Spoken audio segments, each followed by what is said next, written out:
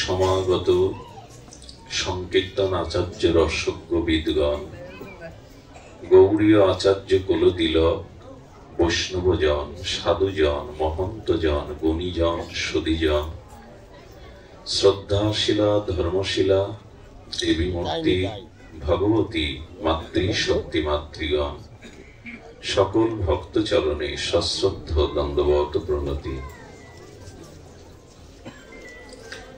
নিমংস কৌশল বিনবর্ণিতং ধ্রুবস্য বৈকুণ্ঠ পদার বিন্দম পরুর ভাব ভগবত্তম অদক্ষজে পৃষ্ঠং পুনস্তং বিদুর পচক্রমে। সুধীজন,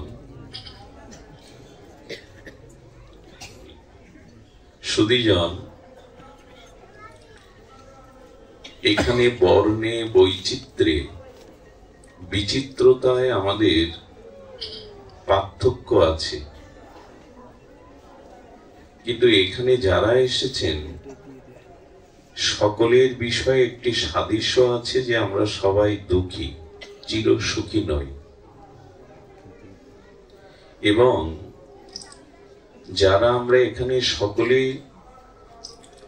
বিষাদ ও দুঃখের মধ্যে আছি, তারা দুঃখ দূর করার চেষ্টা করেননি এমন নয়, সকলেই চেষ্টা করেন, করবেন। দুঃখ সকলের আছে, দুঃখ দূরীভূত করবার চেষ্টাও সকলের মধ্যে আছে, কিন্তু ভগবানের অমৃতময় লীলা কথা ব্যতীত, শ্রী ভগবানের নাম রূপ লীলা, এই অমৃত স্বরূপ গুণকীর্তন ব্যতীত ব্যথা দূর করার কোনো উপায় শাস্ত্র জানায়নি। ব্যথা দূর করার চেষ্টা আমাদের আছে জীবনে, দুঃখ দূর করার চেষ্টা আছে, কিন্তু তব কথামৃতম তপ্ত জীবনম, ভগবানের কথা ব্যতীত সাধু সঙ্গে দুঃখ দূর করার অন্য কোনো প্রকৃষ্ট উপায় নাই। একমাত্র তব কথামৃতম তপ্ত জীবনম, এই তাপিত ত্রিতাব্দগ্ধিত জীবের দুঃখ দূর করার উপায় একমাত্র শ্রী ভগবানের নাম রূপ লীলা কথা সাধু মুখে সাধু সঙ্গে শ্রদ্ধাশীল হয়ে শ্রবণ কীর্তন। দেখুন, আজ আপনাদের হরি বলার, হরিকথা শ্রবণের দিন। আজ যদি হরিকথা শ্রবণে, মননে, চিন্তনে, অনুধ্যানে শ্রদ্ধাশীল না হই, তবে আর কোথাও শান্তি বা পরমানন্দ পাওয়ার সম্ভাবনা নেই। একজন মহাজন বলেছিলেন, সামনের দিনগুলিতে মৃত্যুর পরে চারজন কাঁধে করে নিয়ে যায়, পেছনে হরি নামের সংকীর্তনের দল বলহরি বলে, আগামীতে তাও পাবেন না। এখন লাশ বহন করা গাড়ি এসছে, গাড়ির পিছনে হরি নামের দল ছুটবে না। এমন একটা দিন আসছে যে আপনার সব দেহটাকে অন্ত্যেষ্টিক্রিয়ার জন্য গাড়িতেই ছুটবে, শহরে তো তাই ছুটে, পেছনে হরিনামটাও যাবে না। এরকম একটা দিনের অপেক্ষা না করে আজ অন্তত হরি কথা, হরিনাম আশ্রয় করি। সুধীজন, পরমাত্মা শ্রীকৃষ্ণের চরণাশ্রয় ব্যতীত, ভগবান বা পরমাত্মার পরমাবস্থা শ্রী ভগবানের চরণাশ্রয় ব্যতীত জীব নির্ভয় হতে পারে না। আমাদের ভবিষ্যতের একটা ভয় ঘিরে ধরেছে, আগামীতে কি হবে। সারা পৃথিবীব্যাপী প্রায় প্রতিটি মানুষের, প্রতিটি রাষ্ট্রে একটা শঙ্কা কাজ করছে, সেটি হলো ভয়। আর ভয় হয় ভবিষ্যতের জন্য। বর্তমানের থেকে ভবিষ্যতের জন্যই মানুষের ভয় আছে। তো বলছেন, পরমাত্মা স্বরূপ সচ্চিদানন্দ ভগবানের আশ্রয় ব্যতীত কেউ নির্ভয় হতে পারবেন না। এই জন্য ভগবৎ চরণ আশ্রয় আমাদের নির্ভয়তার একমাত্র আশ্রয়। দেখবেন, আমাদের শক্তি সামর্থ্য অতি অল্প। এই মনুষ্য জীবনে আমাদের শক্তি এবং সামর্থ্য খুবই ক্ষুদ্রাতি ক্ষুদ্র। আর এই শক্তি সামর্থ্য ক্ষুদ্র হয়েও ভগবত ভজন ভগবত চরণ আশ্রয় ব্যতীত বিষয় কাজে সময় ও শক্তিটা প্রায় ব্যয় করি আমরা। একে তো অল্প শক্তি, অল্প সময়, তারপরেও ভগবত চরণে ভজনে না লাগিয়ে সময়টা আমরা বিষয় কাজে সংসার কাজেই লাগিয়ে দিয়েছি। তো নির্ভয়তা কোথায়? সময় নষ্ট হচ্ছে। ভগবত চরণে আশ্রয়ের এই মহা দুর্লভ মনুষ্য জন্মের সুবর্ণ সুযোগ পেয়েও সময় নষ্ট হচ্ছে। সীমিত শক্তি, সীমিত স্বল্প আয়ু নিয়ে সময়টাও নষ্ট করে বলছি বিষয় কর্মে, প্রবৃত্তি কর্মে। ভগবত কর্মকে আমরা যথাযথ রূপে, ব্রত রূপে, সংকল্প রূপে গ্রহণ করতে পারছি না। এই জন্য মৃত্যু ভয় আমাদের শুধু নয়, একটু ধ্যান দিয়ে শুনুন, স্বর্গের দেবতারাও মৃত্যু ভয়ে ভীত। এমনকি জগৎ যিনি সৃষ্টি করেছেন স্রষ্টা রূপী চতুর্মুখী সনক পিতা ব্রহ্মা, উনিও মৃত্যু ভয়ে ভীত, ওনারও মৃত্যু হবে। ভয় ব্রহ্মাকেও ছাড়ছে না, দেবরাজ ইন্দ্র দেবতাদেরও ভয় ছাড়ছে না মৃত্যু ভয়। একমাত্র হরিচরণ আশ্রয় ব্যতীত ভয় দূর করবার আর কোন উপায় জগতে নেই।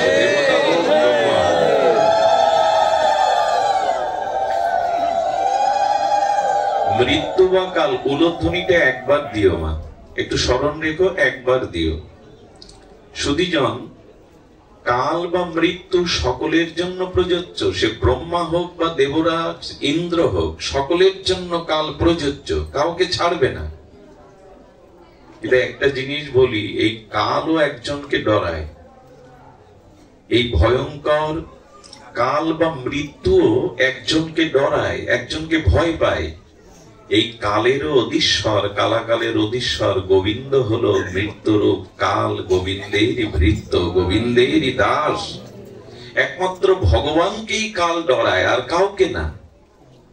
মৃত্যু ভয় পায় কি কাউকে? কাল কি কাউকে ভয় পায়? পৃথিবীটাকেও গ্রাস করে নেয়, ব্রহ্মা ইন্দ্রাদি দেবগণকেও গ্রাস করে নেয়। কিন্তু এই কালেরও যিনি প্রভু, কালেরও যিনি আশ্রয়, কালও যার স্বরূপ শক্তির একটি বৃত্তি, সেই কালাকালের অধীশ্বর শ্রী গোবিন্দকে কালও ভয় পায়। কারণ কাল হলো ভগবানের দাস, দাস তো প্রভুকে ভয় পাবেই। এই জন্য গোবিন্দ চরণ আশ্রয়, ভগবত চরণ পরমাত্মা চরণ আশ্রয় নিলেই কেবল কাল তাকে আর ভয় দিতে পারে না। তার প্রমাণ কি জানেন? ধ্রুব মহারাজ। ধ্রুব মহারাজ ভগবানের ভজন করতে করতে ক্রমোন্নতিতে যখন প্রেম ভক্তি প্রাপ্ত হয়ে ভগবানকেই প্রাপ্ত হলেন, ধ্রুব মহারাজ কিন্তু মৃত্যুবরণ করেনি। যে দেহ নিয়ে জগতে এসেছিলেন, এই দেহ নিয়েই বৈকুণ্ঠে গমন করেছিলেন, তাও ভগবানের পুষ্প রথে করে। একটু অদ্ভুত সংবাদ ভাগবতে, যে এই দেহটাই সিদ্ধ প্রাপ্ত হয়ে গেছিল, চিন্ময় হয়ে গেছিল। যেমন লোহা খণ্ডটি যদি আগুনের মধ্যে বেশ কিছুক্ষণ রেখে দেন, তো অগ্নি ধর্মটা লোহার মধ্যে তথাত্ম প্রাপ্ত হয়, তখন লোহাটাই অগ্নির স্বরূপ ধরে, ধরে কিনা? কাঁচা আমটা তো কালো, শক্ত এবং মিষ্ট না, টক। কিন্তু ওই আম একই শাখায়, একই বৃক্ষে, একই আম্রবৃক্ষে, একই শাখায় যখন ওর মধ্যে পরাগ রেণুগুলো পেকে যায়, আমটা পরিপক্ক হয়ে যায়, তখন কাঁচা থাকে না, রংটা কি হয়ে যায়? গৌর বরণ হয়ে যায়। আগে ছিল শক্ত, এখন হয়ে যায় কমল। আগে আস্বাদন ছিল না, টক ছিল, এখন মিষ্ট প্রাপ্ত হয়। একই গাছের একই ডালে একই শাখাতেই তো আম, দুটো পরিণত, একটি কাঁচা অবস্থা, একটি পরিপক্ক অবস্থা। তেমন আমাদের এই দেহ ভগবত আরাধনা করতে করতে, ভজন করতে করতে, ভজন কণিকা, ভজন মহিমা, ভগবানের অপ্রাত কৃপা প্রবেশ করতে করতে এই দেহটাও চিন্ময় হয়ে যায়, দেহটাও ভগবান। যেমন লোহার মধ্যে অগ্নি প্রবেশ করলো, লোহটা অগ্নিতে তদাত্ম প্রাপ্ত হয়ে অগ্নিধর্ম লোহার মধ্যে প্রবেশ করল, আর তাতে তখন লোহাটাই অগ্নি স্বরূপে রূপ নিল। ওটা যেখানে দিবেন পূর্বে আগুনের ক্রিয়া করবে। এবং ধ্রুব মহারাজ ধ্রুবস্ব বৈকুণ্ঠ পদার, কি বলছেন, পদারদি আহরণম। আচ্ছা, বিমানে উঠতে গেলে একটা সিঁড়ি বেয়ে উঠতে হয়, তো নামতে বা উঠতে সিঁড়ি থাকে। তো ধ্রুব মহারাজ শ্রী ভগবানের পুষ্পরথে হলে চির মধুময় বৈকুণ্ঠ ধামে প্রবেশ করবেন, তো সিঁড়ি কোথায়?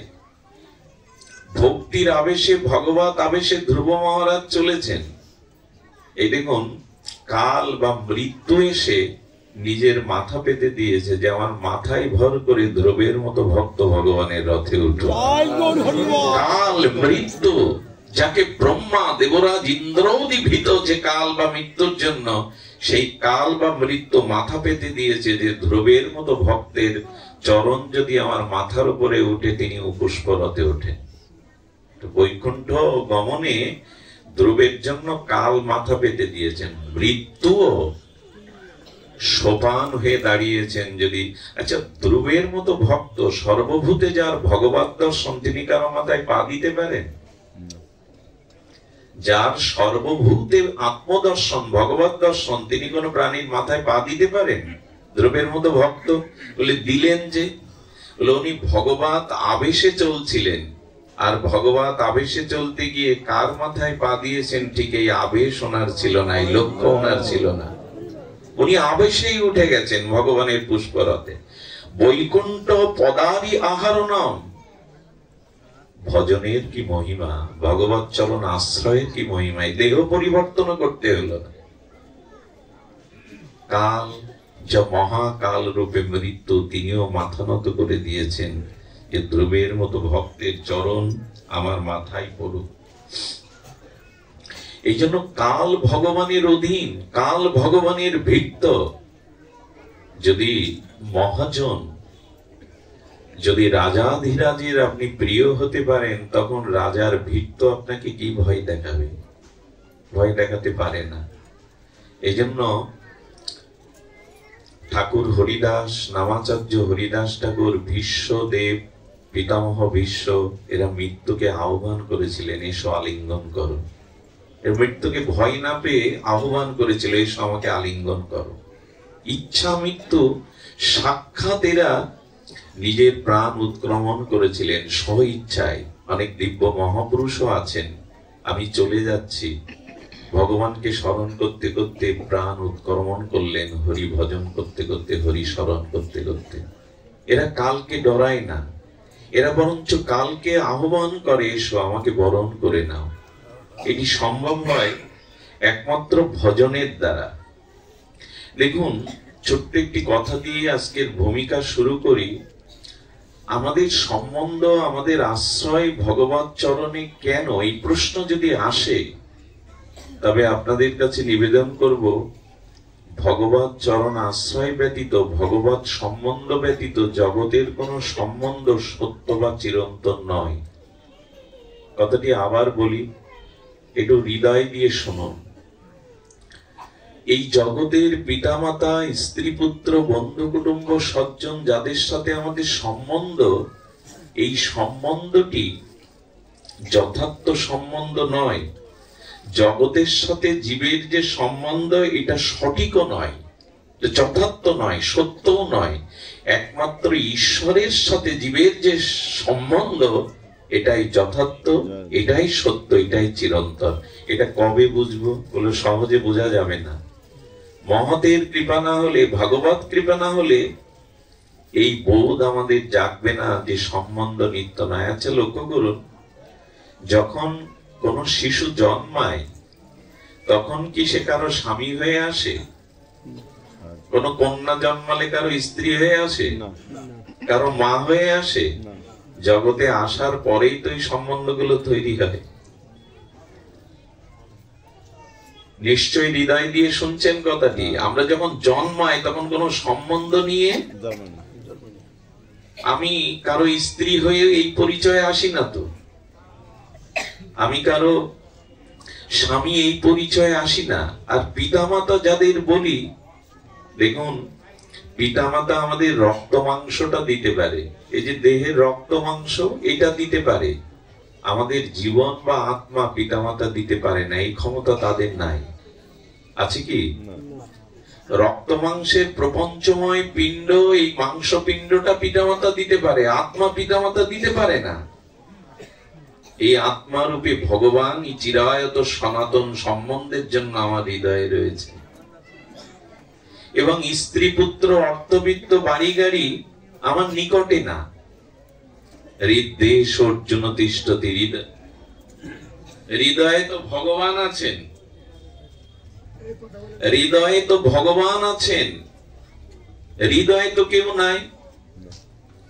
আমাদের হৃদয়ে স্ত্রী পুত্র বৃত্ত বৈভব সব চোখের সামনে, মাঝে মাঝে মনে পড়ে বটে, কিন্তু চিরন্তন জন্ম থেকে মৃত্যু, জন্ম জন্মান্তর হৃদয়ে তো ভগবানই থাকে, নিকটে তো তিনি, আপন হয়েও তো তিনি আছেন। এই জন্য কেউ কারো পিতা মাতা স্ত্রী যে সম্বন্ধটা, এটা এই জন্মের কিছু ক্ষণের জন্য, আবার মৃত্যুর পরে দেখুন এই সম্বন্ধ থাকে না। মাঝখানের সামান্য সময়ে এই অনিত্য সঠিক নয়, এই সম্বন্ধটাকে সম্বন্ধ জ্ঞান করতে গিয়ে মূল সম্বন্ধটায় হারিয়ে বসলাম। এটাকে খুব বুদ্ধিমানের কাজ, মূল সম্বন্ধটায় হারিয়ে বসলাম। জীব নিত্য কৃষ্ণ দাস, এই যে সম্বন্ধ, এই সম্বন্ধটাই আমরা হারিয়ে বসলাম। আসুন আমরা প্রবেশ করি যে আচ্ছা, সম্বন্ধ ভগবানের সাথে না হলেও কিন্তু এই হরিকথা শুনতে এসছেন কেন? দীক্ষা শিক্ষা ভগবত আরাধনা উপাসনা ভজন কেন? ওই সম্বন্ধের দৃঢ়তাটাকে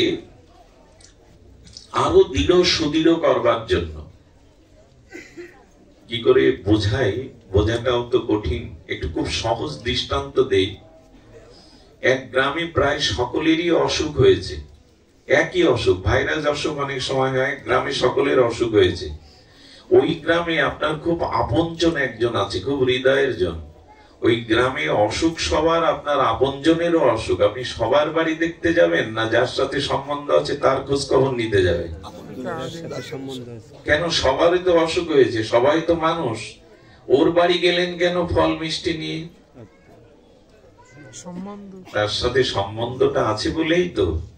এখন ভগবানের সাথে যদি আপনার সম্বন্ধ না থাকে, তার কথা মনে পড়বে না, তার স্মৃতি আপনার হৃদয়ে জাগবে না, সুখে দুঃখে তার ভাবনা ভাববে না। সম্বন্ধ না থাকলে তার কথা মনে পড়ে? রাস্তার কাউকে ডেকে বসিয়ে কি আদর করে খেতে দেবেন? না। সম্বন্ধ জ্ঞানের যদি কেউ থাকে, খুব মনের মতো কেউ থাকে, তাকে ডেকেই তো খেতে দেব। এখন ভগবানের সাথে আমাদের সম্বন্ধ হয়েছে তো? এই প্রশ্ন যদি আপনাদের কাছে করি, ভগবানের সাথে আপনার কি সম্বন্ধ? এটা আমরা অনেকেই এখানে এখনো প্রস্তুতি নেইনি যে তিনি আমার সখা হন, যে তিনি আমার পুত্র হন, তিনি আমার বন্ধু হন, না তিনি আমার পতি বা প্রিয় হন। কি সম্বন্ধ ভগবানের সাথে? এই জন্য সম্বন্ধ করিয়া ভজে তারে কৃষ্ণ নাহিতা যে, আর সব মরে অকারণ। আর যারা মরছে অকারণ, জন্মাচ্ছে আর মরছে, সম্বন্ধ যাদের নাই, তারা এই জগতে জন্মাচ্ছে আর মরছে, তাতে কি এসে যায়? 800 কোটির মধ্যে লোক এই মুহূর্তে কারা মরে যাচ্ছে কারা জন্মাচ্ছে, কি এসে যায়? আসা যাওয়াটাই সার হয়। আমাদের গৌড়ীয় বৈষ্ণবগণ আরো এক ধাপ উপরে গিয়ে যে কথা বলেছেন, কষ্ট পাবেন না। আমাদের নিত্যানন্দ পরিকরগণ বলেছেন, সে সম্বন্ধ নাহি যার, বৃথা জন্ম গেল তার, সে পশু বড়ই দুরাচার।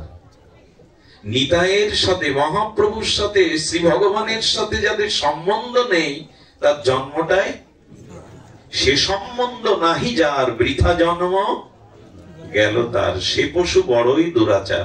সে সম্বন্ধ করেছে টাকা পয়সা বৃত্ত বৈভব স্ত্রী পুত্র গাড়ি বাড়ি, যা তাকে কষ্টই দেয়, যা তাকে দুঃখই দেয়, যা তাকে মায়ার বন্ধনে বেঁধে রাখে, এই জন্য তার জীবনটা ওই খাওয়া পরা ভোগ বিলাসেই কেটেছে, ত্যাগ বৈরাগ্য সংযম ভজনে কাটেনি। এই জন্য বলছে তার জীবনটা একরকম পশুর মতোই, খাওয়া দাওয়া ভোগ বিলাস এজন্য তো আশা নয়। এটা তো পশুবৃত্তির মধ্যে, আহার নিদ্রা ভয় মৈথুন সামান্য মেধাত পশুনাং নরনাম, পশুর মধ্যেও আছে, আমার মধ্যেও আছে। ধর্ম অধিক ধর্মহীনাপি পশুবি সমানা, যার মধ্যে পশুর থেকে অধিক সংযম ত্যাগ ভজন নাই, সে মানুষ আর পশুতে পার্থক্য নাই, সে পশু বড়ই দুরাচার। এখন একটা সম্বন্ধ তো করুন ভগবানের সাথে। এই সময় আপনার আর আমাদের সাথে সম্বন্ধ কি? আমি ভগবত কৃপায় আপনাদের প্রসন্ন দৃষ্টিতে আমি বক্তা হয়ে এখানে এসেছি, আপনি শ্রোতা হয়ে এখানে এসেছেন, এটাই তো সম্বন্ধ। একজন ভাগবত পরিমণ্ডলে হরিকথা যজ্ঞে, এই অমৃত কথা সুধা যজ্ঞে একজন বক্তা হবেন, অন্যজন সম্বন্ধ ছাড়া হয়? আমি এখানে বসিছিও একটা সম্বন্ধে, চেয়ারের সাথে আমার বসবার একটা সম্বন্ধ আছে বলে আমি বসেছি, নাহলে বসতে পারতাম না এইভাবে। সম্বন্ধ ছাড়া, আশ্রয় ছাড়া কোনো জিনিস টিকে থাকে না। তো সেই সম্বন্ধটাই ভগবানের সাথে, আশ্রয়টা ভগবানের সাথে। এটি একটু বলি, যারা শ্রোতা রূপে হরিকথা শ্রবণে এসেছেন তারা ভাগ্যবান ভাগ্যবতী, তবে ভাগ্যটা আমরা নিতে পারি না। একবারে বন্ধ ওম নমঃ শিবায় ওম নমঃ শিবায় হর হর শঙ্কর বলে গাইতে গাইতে যাচ্ছে। মাতা পার্বতী বলছে, প্রভু এমন অন্ধ ব্যক্তি, জন্মান্ধ ব্যক্তি আপনার এমন গুণকীর্তন করছেন, আর ভিখারি কাঙাল, ওকে কিন্তু অর্থবিত্ত দিয়ে দিন, অন্ধ নয় চোখ সমান। বলা একটু ভুল হলো, লোকটা দরিদ্র, ভিখারি, কাঙাল। ওম নমঃ শিবায় ওম নমঃ শিবায় করেন, হরগুরু শঙ্কর শিব শম্ভ এই মন্ত্র জপ করেন। মাতা পার্বতী দয়ার্ধ হৃদয়ে বলছেন, প্রভু ওকে একটু ধন দিয়ে দিন, ঐশ্বর্য দিয়ে দিন। বলে ও দিলেও নেবে না, ও দিলেও নেবে না। বলে দিয়ে দেখুন না আমার সামনে। ভগবান কিছু মোহরের থলে দিয়ে ও যাচ্ছে যে পথে, সামনে ফেলে দিয়েছে। সামনে 5 হাত গিয়ে বলছে যে অন্ধ লোক কিভাবে হাঁটে, আমি একটু অনুকরণ করে দেখি তো। ওর অন্ধ সাজার সুযোগ পায়নি, অন্ধ সাজার জায়গা পায়নি। ভগবান ফেলে দিয়েছেন মোহরের থলেটা, 5 হাত দূর থেকে বলছে অন্ধ ব্যক্তিরাও তো পথে চলে, কিভাবে চলে একটু দেখি না অনুকরণ করে। বলে পার্বতী বললাম না, ওকে দিলেও নেবে না। অন্ধ সাজবারও আর সময় পেল না। তা আমরা এই যে ভাগবতে আসি, আপনাদের একটু প্রশ্ন করি, একটা জিজ্ঞাসা করি, এইখান থেকে আমরা ফসলটা নিতে পারি না কেন? এই যে সম্বন্ধ, এই যে ভগবত ভক্তি, এই যে অনুরাগ কেন নিতে পারি না? দেখুন একটা কথা বলি, কষ্ট পাবেন না। পিতাও হিসাব করে, আমার সম্পত্তি, আমার উত্তরাধিকারী যে পুত্রকে দেব সে যোগ্য হয়েছে কিনা, এটা নষ্ট করবে কিনা। পিতা এই ভাবনা ভাবে কিনা? সব পুত্রকেই কি দিয়ে যায় সবাই সম্পদ সম্পত্তি? আচ্ছা, আপনি মাটির ঘট নিয়ে কুয়োতে জল তুলতে গেছেন, 1 ঘট জল পাওয়ার পর বলছে কুয়ো তো ক্ষুদ্র, এ আর বেশি দেবে কি আমায়, আমি সমুদ্রে যাই। ওই ঘট নিয়ে সমুদ্রে জল তুললো, পাবে কতটা? কারণ কি? কারণ পাত্রটাই তো সেই ঘর। তা সেই কুয়োতে যাক আর মহাসাগরে যাক, পাত্র যেমন পাবে তো তেমন। এবং শ্রোতা হিসাবে যারা আসি, তাদের ভাগবত কৃপা লাভের জন্য একটু পাত্র হওয়া দরকার। এই পাত্ররূপ। আচ্ছা, আপনার চোখ আছে, দৃষ্টি শক্তি আছে, আয়নায় নিজের প্রতিবিম্ব দেখতে পাচ্ছেন না, কারণ কি? প্রতিবিম্ব দেখতে পাচ্ছেন না দর্পণের মধ্যে, দর্পণটা ধুলায় জমে গেছে। শুধু চোখ থাকলেই আপনি দর্পণে দেখতে পাবেন না, দর্পণের ধুলাটাও পরিষ্কার করতে হবে, দুটোই পরিষ্কার থাকতে হবে, চক্ষু এবং দর্পণ। তেমনি ভাগবত বক্তা বলে যান আমাদের সিদ্ধান্তের কথা, আমাদের আত্মকল্যাণের কথা, ভগবত ভক্তির কথা। কিন্তু আমার হৃদয়ে যদি মসৃণ না থাকে, ওখানে দেখবেন কি করে, চিনবেন কি করে নিজেকে? একটা যোগ্যতার বিষয় আছে। শ্রোতা হয়ে এলে একটা ধারণের, একটা গ্রহণের পাত্র হতে হয়। পাঠে অধিকাংশ মানুষ ঘুমিয়ে পড়ে, অলসতা প্রকাশ করে, তাদের মুখের ভাষা বলে না যে তারা আনন্দ পাচ্ছে। এখানে তারা নিতে আসেনি, অনেক জন্মে নিতে আসে নাই তারা, সুধীজন।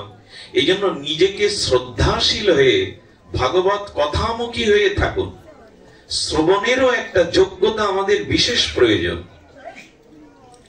যোগ্যতার কথা কি বলবো, হরি কথা তো শুনছি, হরিনাম তো আমরা শ্রবণ করছি, নাম কীর্তন শ্রবণ করছি, কিন্তু যদি যদি আমাদের প্রত্যক্ষ ফলের দিকে তাকাই তবে সেটা বড় খুব কষ্টে।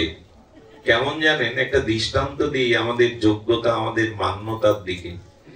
এখানে যে নরনারী এবং দেবীগণ, মাতৃগণ, বাবাজিগণ আছেন, এখানে এমন কোন সনাতনী হিন্দু আছে যার গৃহে কোন দেব দেবী ইষ্টের পট, ছবি, বিগ্রহ নাই? আমার কথা আপনাদের হৃদয়ে যাচ্ছে কি? এখানে এমন কোন সনাতনী হিন্দু নরনারী আছেন যাদের ঘরে বা কুটিরে, ছোট বড় হোক, কোন দেব দেবিকা, কোন ভগবতের পট, বিগ্রহ, ছবি নাই? সবার আছে কিনা?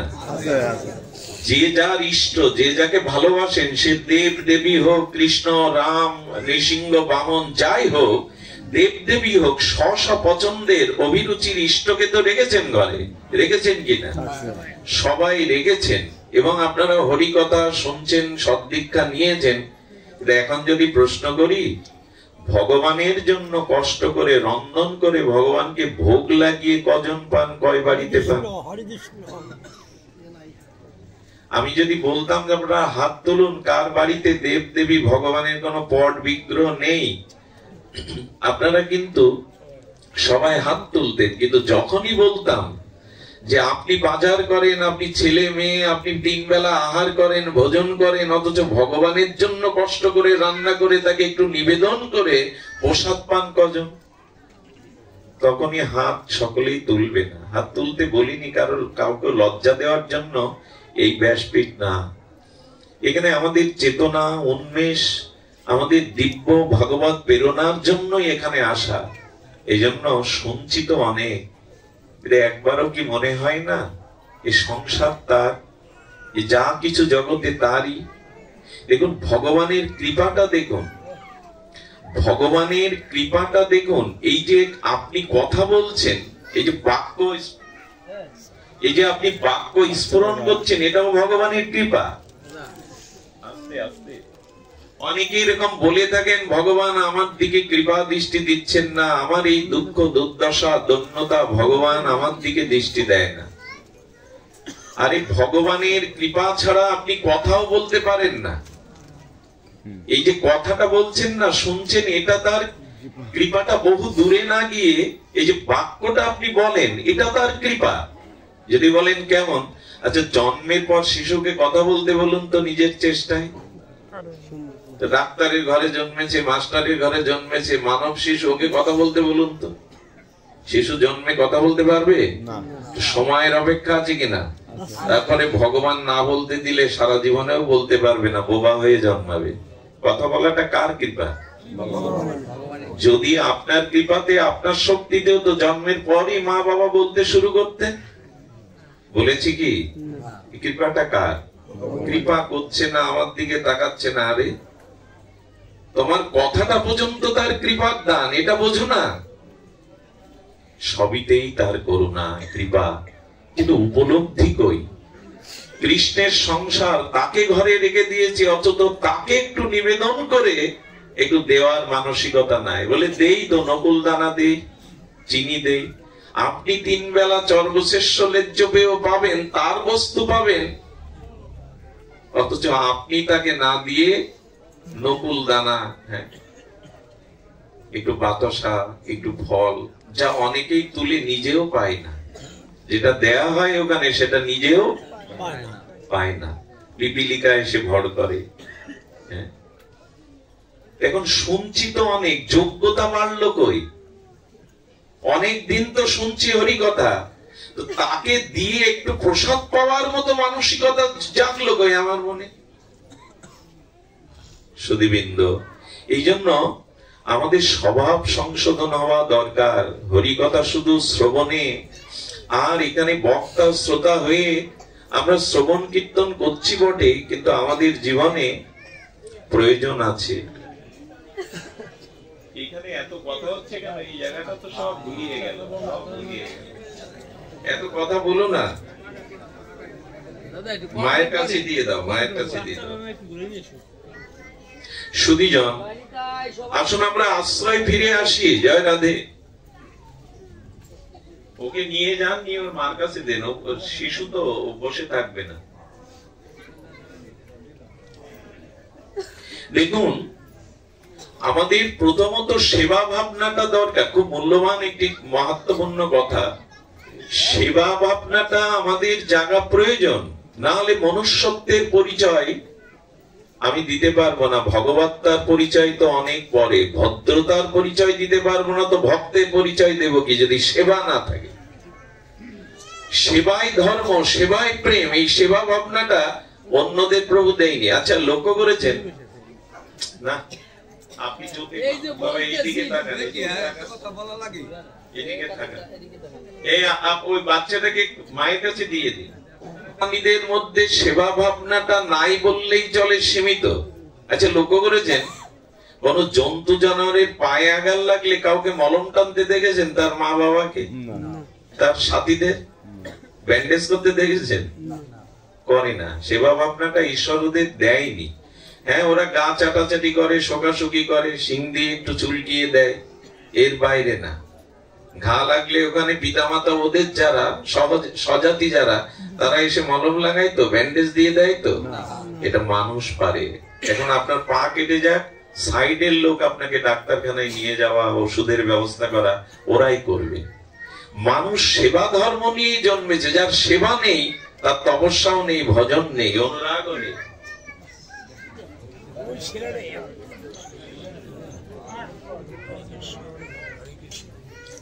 এই জন্য সেবা ভাবনাটা প্রয়োজন। সেবা আমরা নিতে শিখেছি। ঈশ্বরের সাথে সম্বন্ধ হলে তাকে সেবায় আপনার জীবনে আসবে। সেবা ভিন্ন ধর্ম, সেবা ভিন্ন প্রেম ভক্তি হয় না। যত যত মহাপ্রভুর জগতে এসেছেন ভক্তগণ, দেখুন তাদের সেবাই ছিল মূল ধর্ম, সেবাই ছিল তাদের মূল উদ্দেশ্য। সেবা না করে জীবন একরকম ব্যক্তই হয়ে গেল। সেবা শুধু নেওয়ার জন্য ব্যস্ত। যাকে সেবা করবার জন্য এই জন্ম পেয়েছিলাম, এই দুর্লভ মনুষ্য জন্ম, সেবা হলো কি? সেবা অন্যদের মধ্যে নাই।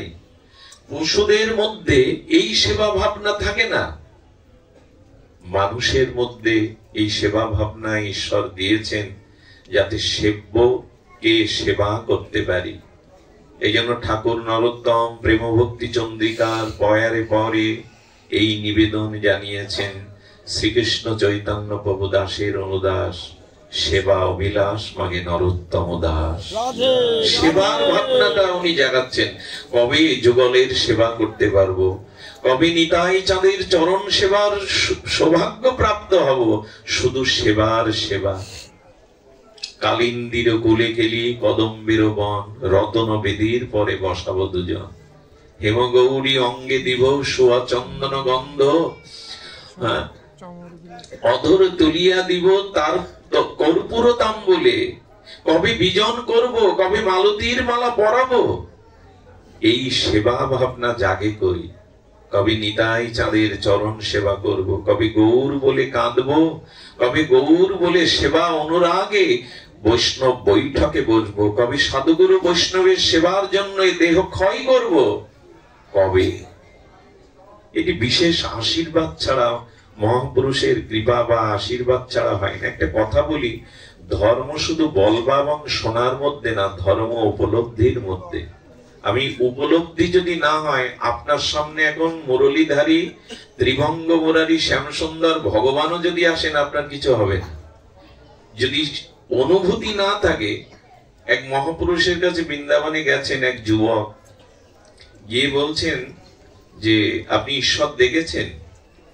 উনি বোঝাতে চেষ্টা করছেন, খোকা, ঈশ্বর দেখবার বিষয় না, ঈশ্বর উপলব্ধির বিষয়। ঈশ্বর দর্শন মানে চোখে দেখা না। দুর্যোধনও দেখেছিল, কি হয়েছিল তার? কংসও তো দেখেছিল, কি হয়েছিল তার? আপনি এরকম ভাববেন না যে শ্রীকৃষ্ণ আপনার সামনে আসে দাঁড়ালে, ত্রিভঙ্গটাম দাঁড়ালে আপনার সব হয়ে গেল। ভগবত দর্শন মানে উপলব্ধি। উপলব্ধি হলো ভগবত দর্শন। সুধীজন, তো এই জন্য ভগবান ওনাকে বোঝাতে চেষ্টা করছেন এই মহাত্মা ধর্ম হলো উপলব্ধির বিষয়। ও কি তা বোঝে? আপনি যখন দেখেছেন আমাকে দেখালে আমি ভগবান বিশ্বাস করতে পারি। বারবার যখন তর্ক করছে, পাশে ছিল একটা নুড়ি পাথর, ওই নিয়ে ওর পায়ে জোরে আঘাত করেছে, সঙ্গে সঙ্গে ওটা ফুলে গেছে, যন্ত্রণা কাতরাচ্ছে। বলে ইনি পাগল না উন্মাদ? আরে জানতে এসছি উনি ঈশ্বর দর্শন করেছেন কিনা, দেখাতে পারেন কিনা, আঘাত করলেন। সাধু তখন বলছে খুব লেগেছে না? ব্যথাটা দেখাও তো কেমন লেগেছে। ব্যথা দেখানো যায়? নীল না সাদা? বলে ব্যথাটা যেমন তোমার উপলব্ধির বিষয়, তেমন ভজন সাধন দ্বারা ঈশ্বর উপলব্ধির বিষয়, দেখার বিষয় না, উপলব্ধিগত বিষয়। ঈশ্বরের উপলব্ধিটাই, উপলব্ধি না হলে ধর্ম জাগবে না। ধর্ম উপলব্ধির উপরেই দাঁড়িয়ে, অনুভূতির উপরেই দাঁড়িয়ে। সুধীবৃন্দ, সেই উপলব্ধি আমাদের কোথায়? আচ্ছা একটা জিনিস বলি, ব্যবসায়ী যে টাকা নিয়োগ করেন, যদি লস যায় আপনি অনুশোচনা করেন কিনা? কৃষক খেতে শস্য বা ফল ফলালে যদি সেখানে তার ফসল হানি হয়, ফসল না হয়, তাহলে সে কষ্ট পায় কিনা? যে বছর ফসল উঠল না। সুধীবৃন্দ, এই জগতের প্রত্যেকটি কাজে যখন আমরা সফল না হই, সার্থক না হই, লক্ষ্যে পৌঁছাতে না পারি, তখন আমাদের বিফল মনোরথ হয়ে কষ্ট পায়। কিন্তু পুরো মনুষ্য জীবনটা যে বিফলে গেল, এর জন্য কষ্ট হয় না। অনুভূতিটা এইখানে। আরে 2 টাকা ব্যবসায় নিয়োগ করলে যদি সেই টাকা লস যায়, তাহলে আমি কষ্ট পেতে থাকি, মানসিক বিকারগ্রস্ত হয়ে ভুগতে থাকি। পুরো জীবনটাই বিফলে গেল। এই জীবন কিসে সফল হয় মা? এই জীবনের সফলতা কিসে? এ প্রশ্ন যদি আসে, বাড়ি গাড়িতে, পদ প্রতিষ্ঠায়, অর্থবিত্তে, এটাও তো অনেকেই পেয়েছে, তারা তো সফলতার কথা বলেনি আমার জীবন পরিপূর্ণ। জীবন সফলতা কিসে হয়? জীবনের লক্ষ্য পূরণ কোথায় হয়? এটাও আজও আমাদের ব্যথার কারণ হলো না। 2 ফসল না হলে, অনাবৃষ্টি হলে, 2 টাকা লস গেলে ব্যবসায়ে আমি হাহাকার করতে থাকি, অথচ পুরো জীবনটাই বিফলে গেল ভজন বিনা, তার জন্য কোনো আফসোস। এই অনুভূতিটা জাগানোর জন্যই ভাগবতে আসতে হয়। তবে অনুভূতি সকলে হয় না। একটা মূল্যবান কথা বলি, আমরা এই পথ দিয়ে যেতে যেতে অনেকেই বলে বাবা হাতটা আমার মাথায় দি। আমাদের রাধারানীর কিঙ্করী বর্ষণার বিনোদ বাবা, বিনোদ বিহারী বাবাজি মহারাজ, বিখ্যাত সন্ত, ব্রজের ভূষণ, উনি একটাই বলেছে, সামর্থ্য না থাকলে কারো মাথায় হাত দিয়ে আশীর্বাদ করবে না। যদি সামর্থ্য থাকে তোমার, তখন করতে পারো। অনেকেই হাত জোর করে নিয়ে মাথায় নেয়। এই সাধুর হাত মাথায় দেওয়া কেন? অন্য কারো হাত কিরকম টেনে মাথায় দেন? মাথা নিচে করে বলেন আপনার হাতটা মাথায় দেন? সবাইকে কি বলেন? বলেন না। সাধুর বলেন কেন? ওনাদের হাত আর আপনার হাতে পার্থক্য কি? হাত তো সকলের একই রক্ত মাংস দিয়ে গড়া। এই হাতে কি আছে? উনি তো টাকা দিচ্ছেন না হাতে করে আপনাকে, উনি তো একটা পরশ পাথর দিচ্ছেন না আপনাকে। শুধু হাত ছোঁয়ালে কি হয়? বলে হয়। আমার হাতে যা আছে সাধুর হাতে তা নেই, অন্য কিছু আছে। সেটা কি? এই যে অনুভূতির কথা বলছি না, একটা বাস্তব দৃষ্টান্ত নেন। বলরাম বসুর বাড়িতে এসছেন পরম পুরুষ রামকৃষ্ণদেব, ঠাকুর রামকৃষ্ণ পরমহংস। উনি মায়ের ভজন করতে করতে মাঝে মাঝে সমাধিস্থ হয়ে যাচ্ছেন, চোখ ঊর্ধ্বমুখী হয়ে যাচ্ছে, স্থির হয়ে যাচ্ছেন। ওই পথ দিয়ে যাচ্ছিল ল কলেজে পড়া ভীষণ তার্কিক নরেন্দ্র দত্ত, ভাবিকালে যিনি স্বামী বিবেকানন্দ। উনি গিয়ে বলছেন চল একটু বুজরুগি দেখে আসি। উনি সাধুদের সেইভাবে তর্ক করতেন, খুব আইনের ছাত্র তো, প্রথম জীবনে খুব তার্কিক ছিলেন। একজন বলছেন ওই গাছে ভূত বাস করে, মা সারা রাত পাচ্ছে না, সারা রাত ওই গাছে বসে রেখে, ভোরবেলা মা গিয়ে বলছে কিরে নরেন তুই গাছে বসেছিলি? বলে সবাই বলে গাছে ভূত আছে, তাই দেখতে গেছিলাম সত্যি ভূত আছে কিনা। উনি এমন প্রত্যক্ষদর্শী, বাস্তববাদী ছিলেন। তো ঠাকুর রামকৃষ্ণের ভাব দেখে বলছে, ও ঠাকুর ঈশ্বরকে দেখেছো, ভগবানকে দেখেছো? এরকম প্রশ্ন। ঠাকুর চিন্তা করলেন, ওর দিকে চেয়েই বুঝে নিলেন সাধুদের সামনে গিয়ে খুব বকবক করতে নাই, বাবা আমি এবছর বৃন্দাবন গিয়েছিলাম, আমি 16 মালা জপ করি, আমি নির্জলা একাদশ, এইসব বক বক করবেন না। ওরা আপনাকে দেখেই বুঝে নেয় আপনার দূরত্ব কতটুকু, আপনার অনুভূতি কতটুকু। সাধুর সামনে গিয়ে নিজের কোনো কথা বলতে নেই, চুপচাপ বসে পড়তে হয়, ওনাদের দৃষ্টি দেখতে পায়। আচ্ছা, কাচের ভিতরে একটা প্রদীপ জ্বাললে স্বচ্ছ কাচের ভিতরে কাঁচ ভেদ করে আলোটা বাইরে আসে কিনা? কিন্তু দেয়ালের মধ্যে বা লোহার মধ্যে আসবে কি? আলো বাইরে আসবে না। লোহার মধ্যে জ্বালো, তো ওদের হৃদয়টা ভজন অনুভূতিতে এত স্বচ্ছ যে আপনার বলা লাগবে না আপনি 10 মালা কি 16 মালা জপ করেন, বৃন্দাবনে গিয়েছেন, অমুক তমুক, ওরা বুঝে নেয়। এই জন্য ওই সামনে বসতে হয়। ঠাকুর দেখলেন এরকম প্রশ্ন থেকেও করে না, আপনি ঈশ্বর দেখেছেন?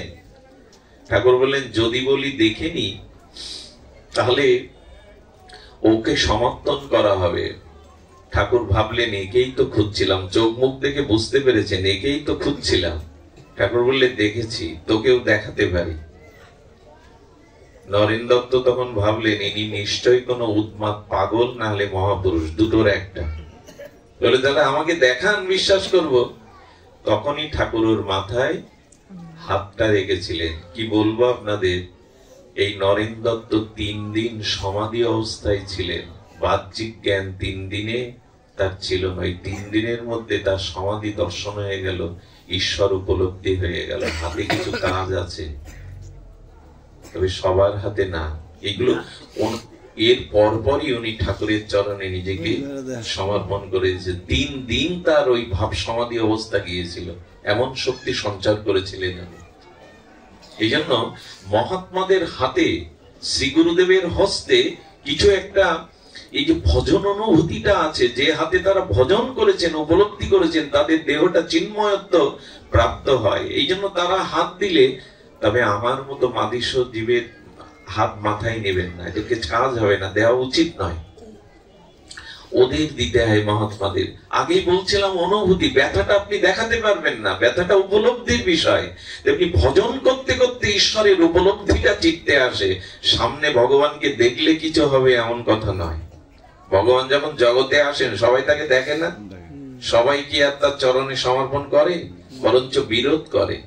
শিশুপাল তো 99টা করে গালি দিত গোবিন্দকে প্রতিদিন। 99টা কাজ, সেসব গালি সহ্য করার মতো না। বলতো জন্মের ঠিক নেই, একবার বলে নন্দ বাবা, একবার বলে বসুদেব বাবা, একবার বলে যশোদামা, একবার বলে দেবমীরা। চিন্তা করতে পারি এইসব গালি সরাসরি ভগবানকেই শিশুপাল দিত 99টা করে। এখন ভগবান দেখলেই কাজ হবে? উপলব্ধি চাই, অনুভূতি চাই। ভাগবত সেই উপলব্ধি অনুভূতিটা দেবে। আচ্ছা লক্ষ্য করুন, একটা খুব মার্মিক কথা আজকে হৃদয়ে লিখে নিয়ে যান। হৃদয়ে লিখে নিয়ে যান, জীবন সার্থক কিসে? আচ্ছা দিয়াশালার প্রচলন এখনো আছে, দিয়াশালায় আছে না? ম্যাচ বা দিয়াশালায়, ওতে দিয়াশালার যে কাঠিটা বারুজ আছে, ওই বারুজের একটা কাঠি জলে ফেলে দেন, বিফল হবে কিনা? নষ্ট হবে কিনা? বারুজ আর জ্বলবে না। আর ওই আর একটা কাঠি বের করে একটু ঘষা দিয়ে মন্দিরের প্রদীপটা জ্বালিয়ে জলে ফেলে দেন। দুটোই কাঠি, পরিণতি এক কিনা? দুটো কাঠির পরিণতি একই তো হলো, জলে ফেলে। সার্থক হলো কোন কাঠিটা? ওর ওই বারুসটার সার্থকতা, সফলতা তো জ্বালাবার জন্য, আগুন দানের জন্য। ওইটা করেও নষ্ট হয়ে গেল, ওর জীবনটাই সফল। কিন্তু যে না জ্বলে জলে ফেলে দিলেন, তার জীবনটাই বিফল হয়ে গেল। ভগবত উপলব্ধি ছাড়া আমাদের জীবনও বিফল। ওই টাকা পয়সা পদ মর্যাদা নিয়ে জীবন সফল হতে পারে না। ভগবত, এই যে সেবা, ভগবত সেবা ভাবনাটার মধ্যেই আমাদের জীবনের চরম উপলব্ধি, চরম উপলব্ধি। তবে আপনাদের এইটুকু বলি, জীবন সফল হবে ভগবত সেবার মাধ্যমে। এই জীবন একরকম সেবাবিহীন বৃথাই গেল। সেবা মানে কিন্তু আমরা বহুবার চর্চিত বিষয়, সেবা মানে সুখ দেওয়া, ভগবানকে আনন্দ দেওয়া, সুখ তাৎপর্য, সুখময় তাৎপর্য, ভগবানকে সুখ দেওয়া, এরই নাম সেবা।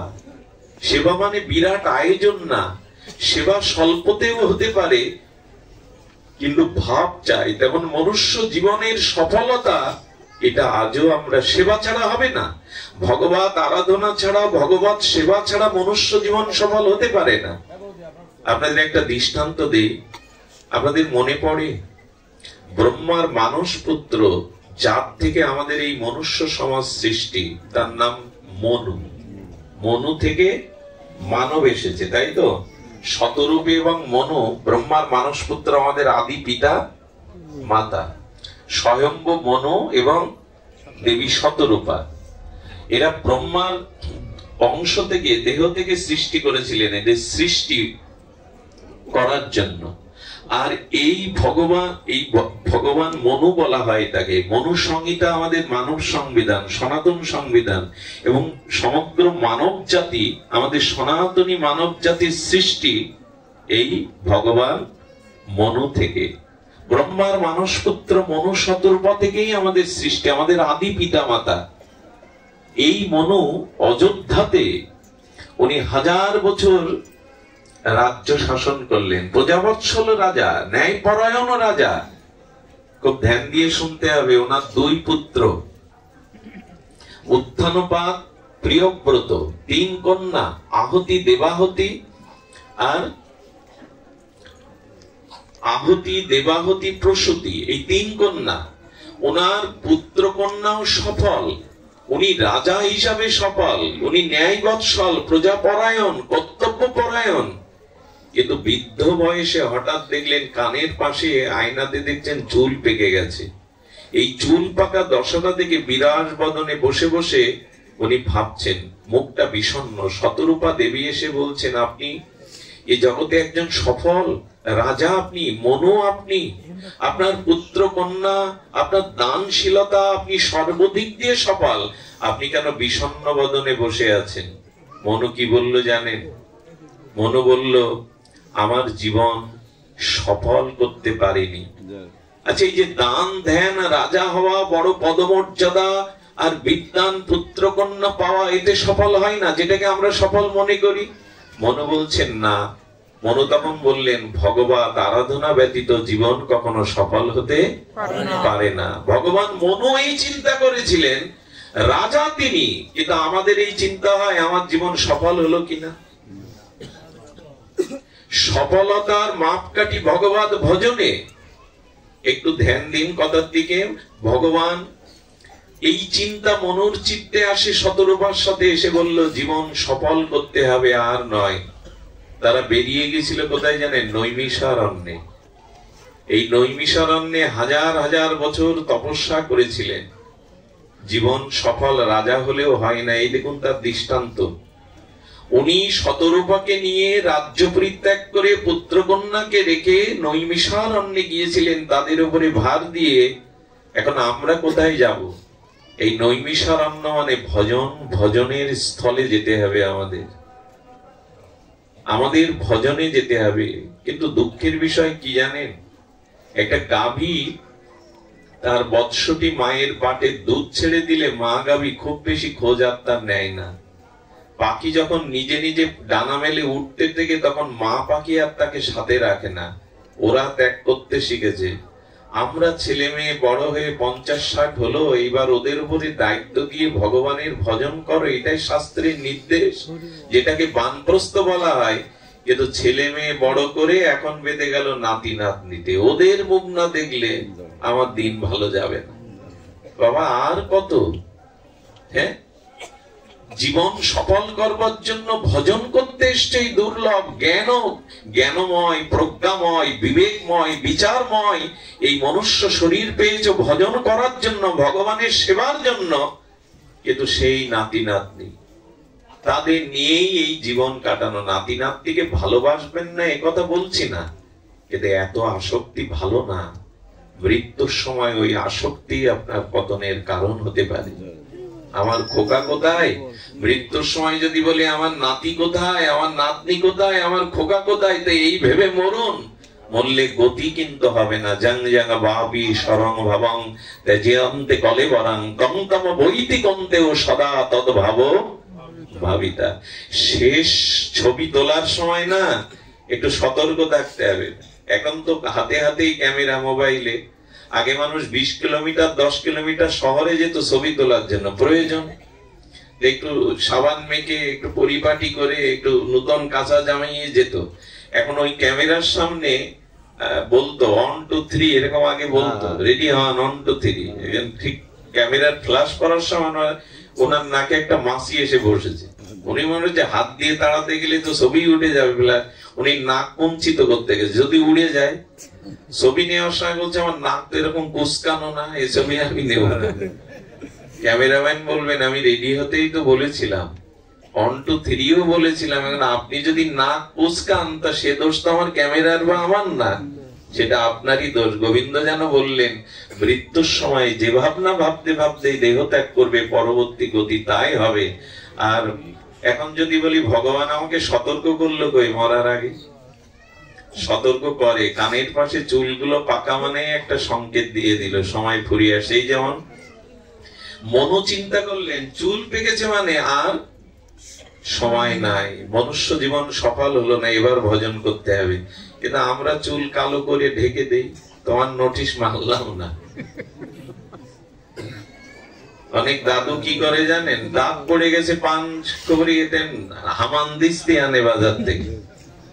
ভগবানের নোটিশ আর মানি, হামানদিস্তি আনো, পানের রস পান করো, হরি নামের রস আর মুখে দিতে হবে না। ওই বেটে বেটে দাঁত নেই, এখন হামানদিস্তি, দাঁত বাদিয়েও নেই। এখন আর কত নোটিশ তো আসে। আচ্ছা, ভগবান যদি আপনাকে জানিয়ে দিতেন যে আপনার 50 বছর পরমায়ু, আপনি বলতে পারতেন, একটা অবকাশ থাকতো যে 40 বছর সংসারে ভোগসুখ করেনি, শেষ 10 বছর ভজন করব। কিন্তু এরকম কি জানেন আপনার আয়ু কত? নির্ধারণ কি এইভাবে ভগবান করে দিয়েছেন? তাহলে এত নিশ্চিন্তে বসে কেন?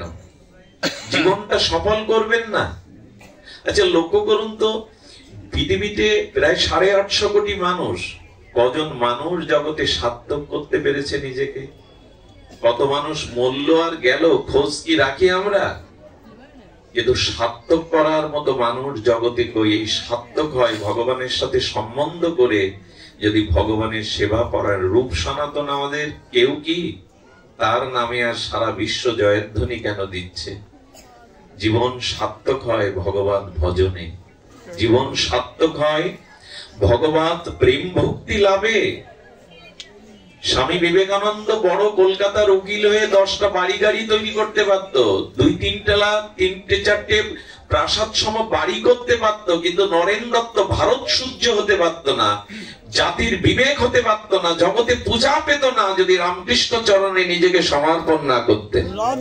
সমর্পণ না করলে এটা ভালো উকিল হতে পারতেন উনি, কলকাতায় 10টা বাড়ি বানাতে পারতেন, সুন্দরী রমণী ঘরে আনতে পারতেন, জগৎ পূজার আসনে বসতে পারতেন না। এই জীবন সফল ভগবত ভজনে। আমি প্রায় একটা দৃষ্টান্ত দেই, সেটা হলো কুসুম গন্ধ বিনা এই পৃথিবীতে যত সুগন্ধ তা ফুল থেকেই আসে। কুসুম গন্ধ বিনা, গন্ধ কুসুম বিনা, কুসুম ফুল বিনা। দেখুন, এই বায়ু গন্ধ বিনা, আচ্ছা গন্ধটা ফুল থেকে আমার কাছে কে আনে? বায়ু বহন করে আনে। দুর্গন্ধ বা সুগন্ধ, এই জন্য হ্যাঁ গন্ধবহ বলে। বায়ুর আর এক নাম হলো গন্ধবহ, গন্ধকে বহন করে আনে। বায়ু গন্ধ বিনা, গন্ধ বায়ু ছাড়া আমরা উপলব্ধি করতে পারি না। আর গন্ধ কুসুম বিনা, গন্ধ ফুল থেকে ছাড়া আসে না। আর কুসুম ভ্রমর বিনা, যে ফুলে ভ্রমর বসে না সে ফুলের সার্থকতা নাই, কারণ মধু নাই তার মধ্যে, মিষ্টতা নাই। আর ভ্রমর রাগ বিনা, যে ভ্রমর গুঞ্জরিত রাগ রাগিনী না গায় সেটিও ভ্রমর না। আর রাগ ভাব বিনা, যে রাগিনী গাচ্ছেন অথচ ভাব নেই, সে রাগ রাগ নয়। আর ভাব প্রেম বিনা, প্রেম ছাড়া কোনো ভাব আসে না। আর প্রেম হরি বিনা, হরি না থাকলেও প্রেম আসে না। আর মনুষ্য জন্ম বিফল হরির ভজন বিনা, হরির নাম বিনা এই জীবন সফল হতে পারে না। এই জন্য সময় খুব সংক্ষিপ্ত, সময় খুব সংকীর্ণ হয়ে আসছে মানুষের। এমন নয় যে আপনি এতদিন বেঁচে থাকবেন। এই জন্য খুব সংক্ষিপ্ত সময়ের মধ্যে মানসিক প্রস্তুতিটা নেওয়া চাই।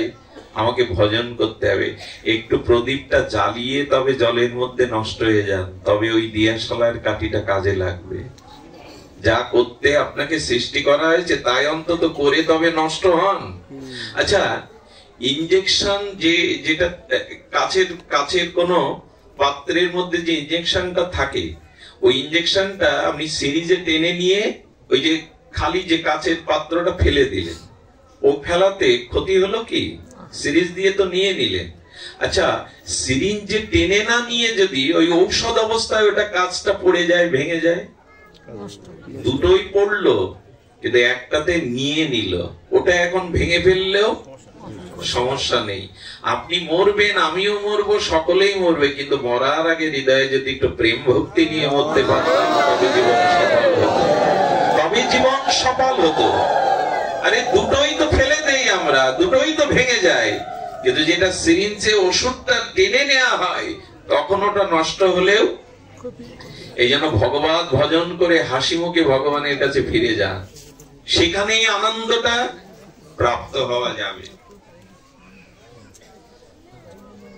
সুধীজন, এখন এই সেবা করবার জন্য আমাদের কি বুদ্ধি লাগবে? চলেছেন আজকে এই মনু এবং শতরূপা নৈমিষারণ্যে ভজন করছেন। কথাগুলি একটু মার্মিক কথা, যদিও এটা রামচরিত মানসে বাল্মীকিকৃত রামায়ণে এসেছে।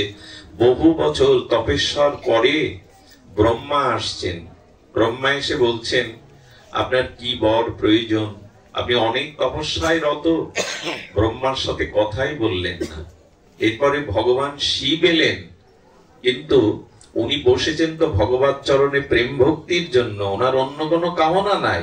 ভগবান শঙ্কর এলেও কথা বললেন না, কি প্রয়োজন, ভজন করে চলেছেন। আমি আপনাদের একটা কথা বলি, আমাদের আসলে মামেকং শরণাং ব্রজ, একনিষ্ঠতা নাই। আমরা কৃষ্ণের কাছ থেকে ইচ্ছা পূর্ণ না হলে মা দুর্গার কাছে ছুটি, মা দুর্গার কাছে ইচ্ছা পূর্ণ না হলে মা কালীর কাছে ছুটি, আর কত জায়গায় এক মন ভাগ করে দেবে। একনিষ্ঠতায় পড়ে থাকুন। এই দেখুন, ব্রহ্মা আসছেন, শিব এসছেন, কিন্তু উনি ভগবানকেই চান, এই জন্য অন্য কিছু প্রয়োজন নেই বিদায় ওনাদের কথার উত্তরও দিচ্ছেন না। যদি পড়ে থাকতে হয়, এক নিষ্ঠা নিয়ে পড়ে থাকুন। আমরা প্রথমত কৃষ্ণের চরণে, মা দুর্গার চরণে, সব জায়গায় যান, ক্ষতি নেই, সবাই ঈশ্বরের শক্তি, কিন্তু এক মন কজনের কাছে দেবেন? সব শেষে না হলে আবার আউলি বাড়িতেও যায়। আউলি বাড়ি মানে বোঝেন তো, ওইখানেও যায়। আর কত জায়গায় যাব, একটা মন কতজনের কাছে ঘোরাফেরা করবেন? ভগবত চরণে এক নিষ্ঠায় পড়ে থাকুন। আমাদের এই নিষ্ঠাটা নাই, আমাদের এই নিষ্ঠাটা নাই। একজন কৃষ্ণ মন্দিরে গেছে, বলে প্রভু আমার স্ত্রী আজ 3 দিন নিখোঁজ, খুঁজে পাচ্ছি না, কৃষ্ণ ভগবান তুমি আমার স্ত্রীকে পাইয়ে দাও। তখন একজন বললে, দেখো স্ত্রী গোবিন্দের কখনো হারায়নি, হারিয়েছিল রামচন্দ্রের, ওই পাশে রাম মন্দিরে যাও। ভগবানের স্ত্রী হারায়নি, যারা হারিয়েছিল খুঁজে পেয়েছিল সেই ভগবানের কাছে যাও। আমার দশাটাই বলছে, আমাদের অনেকের দশা এরকম। উনি রাম মন্দিরে গিয়ে বলছেন, হে প্রভু রামচন্দ্র, মা জানকী হারিয়ে গেছিল, আপনি খুঁজে পেয়েছিলেন, আমার স্ত্রী নিখোঁজ, আমি একটা আপনাকে তীর্ধনুক গড়িয়ে দেব রূপর, আপনি দয়া করে আমার স্ত্রীকে খোঁজ দিন। পাশে একজন বলছেন, রামের স্ত্রী হারিয়ে গিয়েছিল জগৎলক্ষ্মী সীতা, রাম খুঁজে পায়নি, পেয়েছিল হনুমান, খোঁজ দিয়েছিল হনুমানের মন্দির পাশে, ওখানে যাও। তো বলে, তাও তো ঠিক, প্রভুর জানকী হারিয়ালে তো হনুমানজি সন্ধান দিয়েছিল, হনুমানজি আপনাকে আমি রূপার গদা গড়িয়ে দেব, দয়া করে আমার নিখোঁজ স্ত্রীকে খুঁজে দেন। এই দশা আমাদের। যে যা বলে, যেখানে মন চায় সেইখানে ইচ্ছা পূরণ। এই দেখুন নিষ্ঠা কাকে বলে, ভগবান এমনি প্রসন্ন হন। ভগবান শেষে আকাশে ধ্বনি দিয়ে বললেন, মনু এত কঠোর তপস্যা করছো কত দীর্ঘ দিবস, আমি তোমার উপরে প্রসন্ন। ভগবানের কণ্ঠ শুনে বলছেন, খুব ধ্যান দিয়ে শুনুন, আমি বেশি সময় নেব না। বলছেন, প্রভু তোমার কণ্ঠ এত মধুর, এই কণ্ঠ কর্ণে প্রবেশ করে আমার সমস্ত প্রাপ্তি যেন, আমার সমস্ত হৃদয়ে যেন প্রশান্তি চলে আসলো। ভগবানের কণ্ঠ আমরা অনুমান করতে পারবো না, কত মধুর সেই কণ্ঠ। তখন বলছেন, হ্যাঁ আমি তোমার উপরে প্রসন্ন। বলে প্রসন্ন যদি হন, কণ্ঠ যদি একটু মধুর হয়, তবে কৃপা করে দর্শন দিন না, সামনে আসুন। ভগবান প্রকট হয়ে গেলেন রামচন্দ্র রূপে, ধনুর্ধারী শ্যামল মূর্তি, দিব্য মূর্তিধারী উনি প্রকট হলেন। ভগবানের সেই রূপ ও মাধুর্য সৌন্দর্য দেখে বিমোহিত হয়ে গেলেন। বললেন, মনু তুমি বর প্রার্থনা করো। বলো, প্রভু তোমাকে পেয়েছি, আর তো কোনো চা পাওয়া থাকতে পারে না। তোমাকে পেয়েই আমার সমস্ত সাধনার এই প্রাপ্তি, মহাপ্রাপ্তি। কিন্তু আমরা একটা কথা বলি, আমরা দানী, কিন্তু ভগবান হলেন মহাদানী। শব্দটা কি বললাম? আমরা বাড়ি গাড়ি সম্পত্তি দান করতে পারি, কিন্তু ভগবান হলো মহাদানী। কেন জানেন? আমরা বাড়ি গাড়ি টাকা পয়সা জমি জমা দিতে পারি, নিজেকে কারো কাছে চিরদিন দেই না। কিন্তু ভগবান মহাদানী কেন জানেন? ভক্তের কাছে ভগবান নিজেকেই বিক্রি করে দেন, নিজেকেই সঁপে দিয়ে দেন। এই জন্য ভগবান মহাদানী, সর্বস্ব দিয়ে দেন নিজেকে। ভক্তের দাস হয়ে যান উনি, সর্বস্ব দিয়ে দেন উনি। এই জন্য ভগবান মহাদানী। ভগবান বলছেন কিছু চাও, খুব ধ্যান দিয়ে শুনুন। কি চাইতে হয় ভগবানের কাছে? এই দেখুন, বলেন তোমাকে পেয়ে আর পাওয়ার কিছু, জং লব্ধা চাপরং লভং মন্নাতে নাদিকং তত যস্মিন স্থিত ন দুঃখেন গুরুণাল্লপি বিলহশ্চতে। যাকে পেলে আর পাওয়ার কিছু অবশেষ থাকে না, যাকে জানলে আর জানার কিছু আক্ষেপ থাকে না, যা লাভ করলে আর লাভের কোনো অপেক্ষা থাকে না, সেটাই তো ভগবানের চরণ। প্রভু আমার অন্য কিছু চাওয়ার নেই। তখন ভগবান বললেন, দেখো আমাকে দর্শন পেলে আমি তাকে কিছু না দিলে আমার বুকে ব্যথা হয়। মায়েদের স্তনের দুধ যদি শিশু সন্তান টেনে পান না করে, মায়ের বুক ভারী হয়, ব্যথা হয়। তো বললেন, ভক্তকে কিছু না দিতে পারলে আমার বুকেও ব্যথা হয়। ধ্রুব, আমার বুকেও ব্যথা হয়, মনও কিছু চেয়ে নাও। বললেন, যদি দিতেই হয় তো এই দেন। ওই রূপ দেখে, মাধুর্য দেখে বললেন, আপনার মতো একটি সন্তান আমায় দেন। আজকের অনুষ্ঠানে একটা সার কথা আমরা বলবার প্রস্তুতি নিচ্ছি, যদি হৃদয়ে গ্রহণ করেন। বলছেন যে আপনার মতো, বলি একটু আগে যে তুমি আমায় বন্দনা করলেন, আমি একমেব অদ্বিতীয়, আমি অনন্ত, আমার সমান আর কেউ, ভগবানের সমান কেউ হতে পারে? তুমি বলছো আমার মতো পুত্র, তো আমার মতো তো কেউ হয় না, আমি এক এবং অভিন্ন, একমেব অদ্বিতীয়। অর্থাৎ চাওয়াটা একটু ভুল হলো মনুর, বলতে হতো তুমি আমার পুত্র হয়ে এসো। ভগবানের মতো আর কে হবে? এই জন্য ভগবান বলছেন, আচ্ছা আমার দ্বিতীয় তো কেউ নেই, আমার মতো কেউ হয় নাই, তুমি চাইলে আমার মতো পুত্র। তা একটু আগেই তো বললো প্রভু তোমার মতো আর কেহ নয়। তখন বলছে, প্রভু বুঝেছি, এক কাজ করো তাহলে, তুমি আমার পুত্র রূপে এসো। এই মনুই কে হয়ে এসেছিলেন জানে? রাজা দশরথ, চক্রবর্তী সম্রাট রাজা দশরথ হয়ে এসেছিলেন। আচ্ছা এখানে লক্ষ্য করুন, আমরা যে কিঞ্চিত হরিনাম করছি, ভগবত ভজন করছি, দীক্ষা শিক্ষা নিয়েছি, আমাদের সাধনের পরিপূর্ণতা, ভজনের পরিপূর্ণতা কিসে? খুব লক্ষ্য করতে বলছি কথাটি। আমরা যে ভজন সাধন করছি, এর প্রাপ্তি কিসে? আচ্ছা ভজনের এই তিলক মালা নেওয়াটা কিন্তু ভজনের পরিপূর্ণতা একটা অঙ্গ মাত্র। শিখা রাখাটাও একটা ভজনের অঙ্গ মাত্র। এগুলি অঙ্গ, এটি পরিপূর্ণ নয়। তো এই যে সাধু সঙ্গ, হরিকথা, হরিনাম, তিলক মালা, দীক্ষা শিক্ষা যা কিছু করছি, এর পরিপূর্ণতা কোথায়? এর পরিপূর্ণতা কোথায় জানেন? একটা দৃষ্টান্ত এসেছে, খেতে যখন আপনারা ধানের বীজ ছড়ান বা শস্যের বীজ ছড়ান, তখন মাটি ছাড়া বীজগুলো দেখা যায় কি? পরিপাটি করে, মাটি পরিপাটি করে উর্বর করে যখন শস্য আমরা ছড়াই বা কোনো বীজ ছড়াই, তখন মাটি দেখা যায়, বীজগুলো দেখা যায় কি দূর থেকে? দেখা যায় না। কিন্তু উপযুক্ত জল, নির্মল বায়ুতে যখন ওগুলো, ধানটা, শস্যটা যখন ওগুলো অঙ্কুর উদ্গম হয়ে ফসলের রূপ নেয়, তখন কি হয় বলুন তো? তখন আর মাটি বা ক্ষেত দেখা যায় না। কি দেখা যায়? ফসলই দেখা যায়। ক্ষেতটা ঢেকে দিয়ে তখন ফসলটাই চোখে পড়ে, ক্ষেতের মাটি আর চোখে পড়ে না। আপনি যে ভগবত ভজন করতেন, আপনার পরিপূর্ণতা কিসে জানেন? যখন সবকিছুর মধ্যেই সবার মধ্যে আপনি ভগবানকে উপলব্ধি করবেন, ভগবানকে শস্য ছড়ালে মাটি দেখা যায়, বীজ দেখা যায় না, কিন্তু ওই শস্য জল ও নির্মল বায়ুতে অঙ্কুরোদ্গম হয়ে যখন ফসল হয়, তখন ধানকে তার শস্যকে দেখবেন, ক্ষেত দেখতে আর পাবেন না, ঢেকে দিল।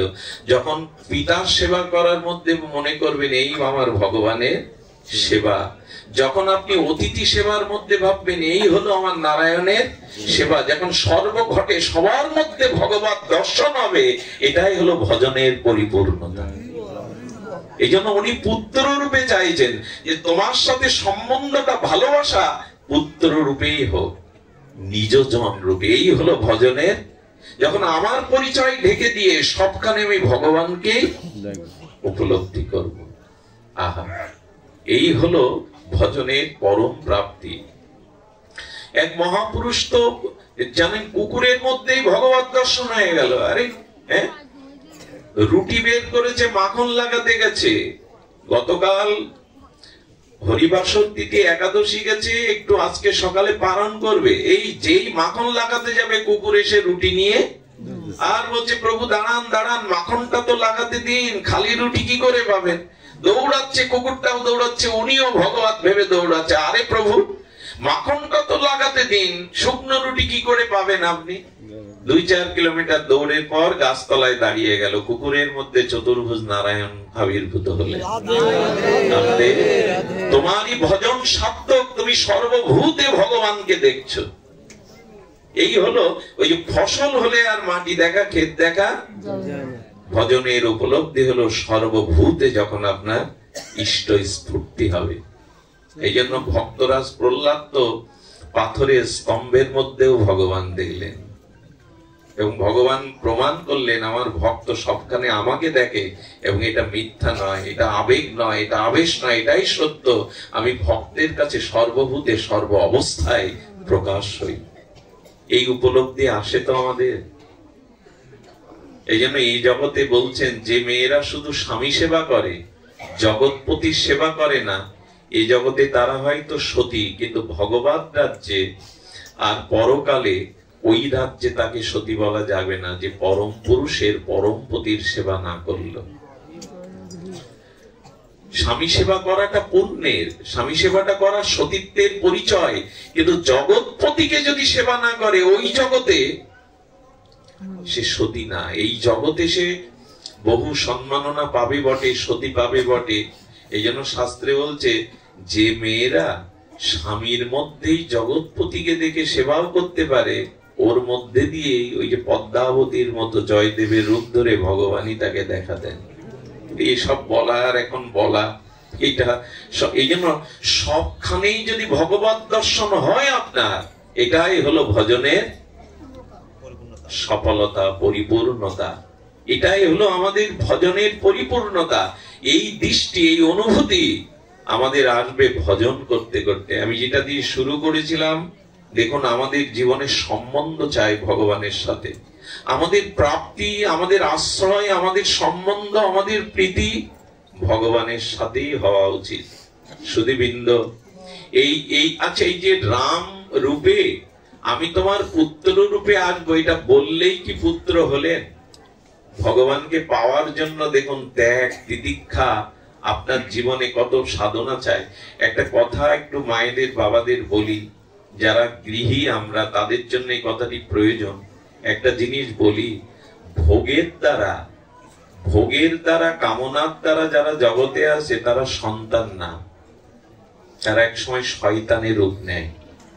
তপস্যার দ্বারা জগতে যারা আসে তারাই প্রকৃত সুসন্তান হয়। আজ এই জিনিসটা আমাদের সমাজের খুব বেশি করে আমাদের একটু অনুধাবন করা দরকার। কামনার দ্বারা, বাসনার দ্বারা, চরিতার্থ, ইন্দ্রিয় চরিতার্থের দ্বারা যাদের জন্ম হয় তারা হয় কামর সন্তান।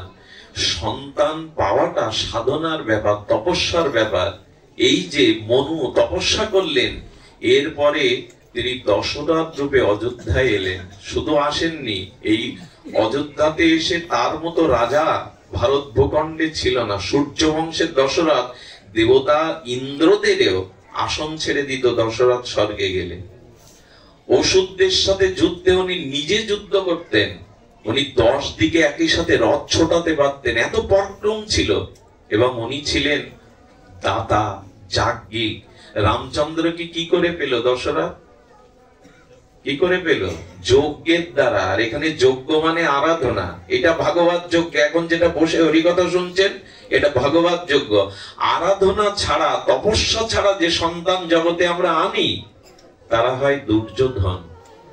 আর কুন্তির মতো তপস্যা সাধনার দ্বারা যারা আনে, তারা হয় যুধিষ্ঠির, ভীম, অর্জুন। একটা হলো কামস সন্তান, আর একটা হলো ধর্মজ সন্তান। এই চিন্তাটা আমাদের মাথায় কবে আসবে বলতে পারেন? তপস্যা ছাড়া সুসন্তান পাওয়া যায় না, তপস্যারই ফসল সন্তান। এই জন্য কামনার দ্বারা, ইন্দ্র চরিতার্থের দ্বারা যারা জগতে আসে, এরা কামজ। আর জগতের এই দশা কেন? আকাশ সেই একই আকাশ আছে, পৃথিবী সেই একই পৃথিবী আছে। পৃথিবীটা আজকে নষ্ট করার পেছনে মানুষই তো দায়ী। আসলে সেই মানুষকে আমরা জগতে আনতে পারছি না, কারণ তপস্যা নাই। এই দেখো, রামচন্দ্র তথাস্থ বলল, কি পেয়ে গেল?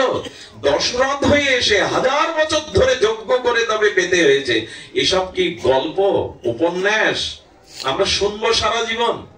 রামকে পুত্র রূপে পেল তপস্যার দ্বারা পূর্ব জন্মে, এবং এই জন্মে দশরথ কত দান ধ্যান যাগ যজ্ঞের দ্বারা, ঋষিদের আশীর্বাদের দ্বারা এই সন্তান পেল আমরা। সুধীজন, একটু সতর্ক হন। তপস্যা ছাড়া যারা জগতে আসবে, এরা ভোগ করতে আসবে, এরা ত্যাগ বৈরাগ্যের মধ্যে থাকতে পারে না। আজকে পৃথিবীর এই দুর্দশার কারণ মানুষ। অ্যাটম বোম কারা বানায়? আকাশ থেকে পড়ে? এই মানুষই। এই পৃথিবীটার আজকে এই দুর্দশার কারণ মানুষ, অন্য কেউ না। বৃক্ষ, লতা, জল, আকাশ, এই প্রপঞ্চ নয়, মানুষই সবকিছুর মূল। এই জন্য ভালো মানুষ তৈরি করবার জন্য, এই দেখুন, আমাদের রামায়ণ মহাভারত সাধারণ কোন গ্রন্থ নয়, এগুলো ভাগবত দর্শন, জীবন দর্শন। তপস্যা করতে লাগলো দশরথ। আরো কত দাতা জানেন? আরো সেই তপস্যার দ্বারা রামই এলেন, ভগবান এলেন। সুধীবৃন্দ, এ তো পাওয়ারও বিষয় আছে। আচ্ছা, যদি পুত্র রূপে ভগবানকে পেলেন, মুখাগ্নিটা রাম করতে পারলেন না, এবং পিতার মরার পরে পাশেও ছিলেন না, অন্ত্যেষ্টিক্রিয়া করতে পারলেন না কেন? এই প্রশ্ন যদি আসে, এত তপস্যা করে তোমাকে পুত্র রূপে পেল, কিন্তু মৃত্যুর সময় তুমি তার পাশে থাকলেন। এমনকি মুখাগ্নি, চিতার কাজটা ভরত করেছিল, রাম করেনি। এর কারণ কি? এগুলো আমাদের জানতে হবে, এগুলি আমাদের সনাতন দর্শন। কারণ কি জানেন? দশরথ একবার স্বর্গে অসুরদের সাথে যুদ্ধ করতে করতে মোহিনী বাহির দ্বারা আক্রান্ত হয়ে স্বর্গ থেকে, রথ থেকে পড়ে যাচ্ছিলেন পৃথিবীতে। পড়লেই উনি হয়তো আর বাঁচতেন না, কিন্তু গৃদ্ধ জটায়ু, গৃধরাজ জটায়ু এসে রথ সহ দশরথকে কোল পেতে ধরেছিলেন। ওনাকে বাঁচানোর পরে বলেছিলেন যে, আমি তোমাকে কি দিয়ে আশীর্বাদ করতে পারি? বললো, আপনি চক্রবর্তী সম্রাট, আপনি মহারাজ দশরথ, আপনাকে এইটুকু আমি সেবা করতে পারলাম, এতে তো আমি ধন্য। গিরিধরাজের এই বাণী শুনে অত্যন্ত প্রসন্ন হয়েছিলেন। তখন বলেছিলেন, তুমি আমার কাছে কিছু চাও, আমি তো রাজা। বলেন, আমি যা চাই তা আপনি পূর্ণ করতে পারবেন না, কারণ আমার যা চাওয়া সেটা আপনার কাছে নাই। বলে, একবার বলুন তো। বলেন, আমার কোনো সন্তান নেই, আমি একটি সন্তান চাই। তো আপনার নেই, তো আপনি আমাকে কি আশীর্বাদ দিবেন সন্তান? তখন বলে, আজ নেই, কিন্তু জেনে রাখো, তপস্যা যজ্ঞের দ্বারা আমি সন্তান পাবো। উনি তো জানতেন, ভজন করে এসছেন। এবং আমার প্রথম সন্তানকে আমি কথা দিলাম, তোমাকেই সম্প্রদান করে দেব। ভগবান আদর্শকে, সত্যকে, ধর্মকে প্রতিষ্ঠার জন্য জগতে আসেন। রাম জানতেন না? রাম বাঁচাতে পারতেন না বাবাকে? ফিরে এসে বাবার অন্ত্যেষ্টিক্রিয়া করতে পারতেন না? কিন্তু বাবার সত্য রক্ষার জন্যই তো তার বনবাসে যাওয়া। এ কথা রেখেছিলেন। সীতা উদ্ধারে জটায়ু যখন পাখনা হারিয়ে ওইখানে ধুকে ধুকে মরতে থাকে, তখন একজন বলছিলেন, জটায়ু, কোথায় ত্রিলোক বিজয়ী দেবতাদের ত্রাস রাবণের সাথে তুমি যুদ্ধ করতে গেছো? বলে, সীতা আমার মা। একজন পরনারীকে একজন হরণ করে নিয়ে যাবে, দেবতারাও চুপ থাকলে আমি চুপ থাকবো না। বিবেক কাকে বলে দেখুন। সীতাহরণ হচ্ছে, এটা দেবতারা দেখেনি, মনি ঋষিরা দেখেনি, কেউ এগিয়ে আসেনি সেদিন। এই গিদ্ধ জটায়ু তিনি বললেন আমি চুপ থাকতে পারি না, বিবেক কি জিনিস দেখুন। বলে আমি একজন পরস্ত্রী হরণ হচ্ছে, জননী আমি দেখতে পারি না। বলো যুদ্ধ করতে গিয়ে এখন পাখনা হারিয়ে ধুকে ধুকে মরো। পাখনা থাকলে তো উড়ে যেতে পারতে, তীর্থে যেতে পারছে, যেখানে ভগবান সেখানে যেতে পারতে। তখন উনি বললেন আমি ধর্ম রক্ষার জন্য, ভক্তি দেবীকে রক্ষার জন্য আমি প্রাণ দিতে গেছি, আমার পাখনা চলে গেছে, এখন ভক্তির জন্য আমি আমার শক্তি দিয়ে দিয়েছি, এখন আমি ভগবানের কাছে যাব না, এখন ভগবানেরই দায়িত্ব আমার কাছে আসে। এই দেখুন সেবা, আগেই বলেছি সেবা ছাড়া ধর্ম নাই। বলেন আমি ভক্তি রক্ষার জন্য আমার শক্তি জলাঞ্জলি দিয়েছি, এখন শক্তিরই কাজ আমার কাছে আসা। এবং রাম ও কথাটি জানতেন। জানেন জটায়ুর সামনে এসে রাম কাঁদছেন। একটা পাখিকে দেখে কাঁদবে কেন? জটায়ুকে দেখে বল এসেছো রাম, এসেছো তুমি? হ্যাঁ আমি এসেছি। যখন রামের চোখে জল দেখে বলছে কাঁদছো কেন? বললে আমার বাবা হারা, আজ থেকে আপনি আমার পিতা, আসুন আমার বুকে আসুন।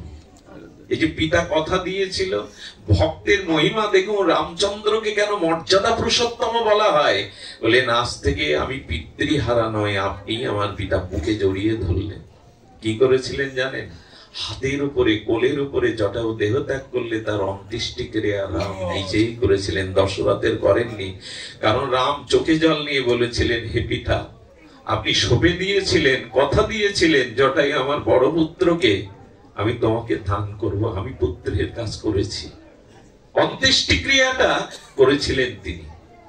এই জন্য সেবা ছাড়া কোনো ধর্ম হতে পারে না। আজ একটা গিদ্ধ জটায়ু শগুনের সম্প্রদায়ের তিনি অধিরাজ, আজ তিনি রামচন্দ্রের বুকে দেহ ত্যাগ করলেন। প্রভু পূর্ণ ব্রহ্ম সনাতন তাকে নিজে বৈকুণ্ঠে পাঠিয়ে দিলেন এবং অন্ত্যেষ্টি ক্রিয়া পিতার মতো পুত্র হয়ে করলেন। তিনি পিতার দায়িত্ব পুত্র যেভাবে পালন করে। এই জন্য কার কাছে ভগবান আসেন, কার কাছে মহাপুরুষগণ আসেন? আমাদের তপস্যা আছে, সাধনা আছে। আজ দরকার জগতে একটা ভালো পুত্রের, আজ দরকার একজন আদর্শবান ভক্তের। একটা মানুষ একটা জাতিকে জাগাতে পারে, আর তার জন্য তপস্যা চাই। কিন্তু যাদের দ্বারা এই স্বপ্নটা, এই আকাঙ্ক্ষাটা পূর্ণ হবে, সেই যুবক যুবতীরা ভাগবতে আসে না। আমাদের সনাতনী হিন্দু মায়েরা মেয়েদের, ছেলেদের এই ভাগবতে পাঠায় না, আনতে চাই না, কেন জানি না। আশ্চর্য হতে হয়, জামাই বাবু বাড়ি আসলে বড় মেয়েটার সাথে ফাংশনে, সিনেমায়, থিয়েটারে মেয়েটাকে পাঠায়, অথচ ভাগবতে আনে না। ওদেরই সামনে এই দিন, যারা জগতে বিবেকানন্দের মতো, ঠাকুর অনুকূল চন্দ্রের মতো, স্বামী প্রণবানন্দের মতো একজন মহাপুরুষকে জগতে আনবে। আর জগতের খুব বড় প্রয়োজন একজন আদর্শ সন্তানের। আমাকে অনেক আক্ষেপ করে অনেকেই বলেন, দাদাজি এভাবে রাত দিন ছুটে আপনার যা অবস্থা, আপনি মরে গেলে কাউকে রেখে যাচ্ছেন তো আপনার জায়গায়? আপনার জায়গায় কাউকে রেখে যাচ্ছেন যে সে আপনার ভূমিকাটা, দায়িত্বটা পালন করবে?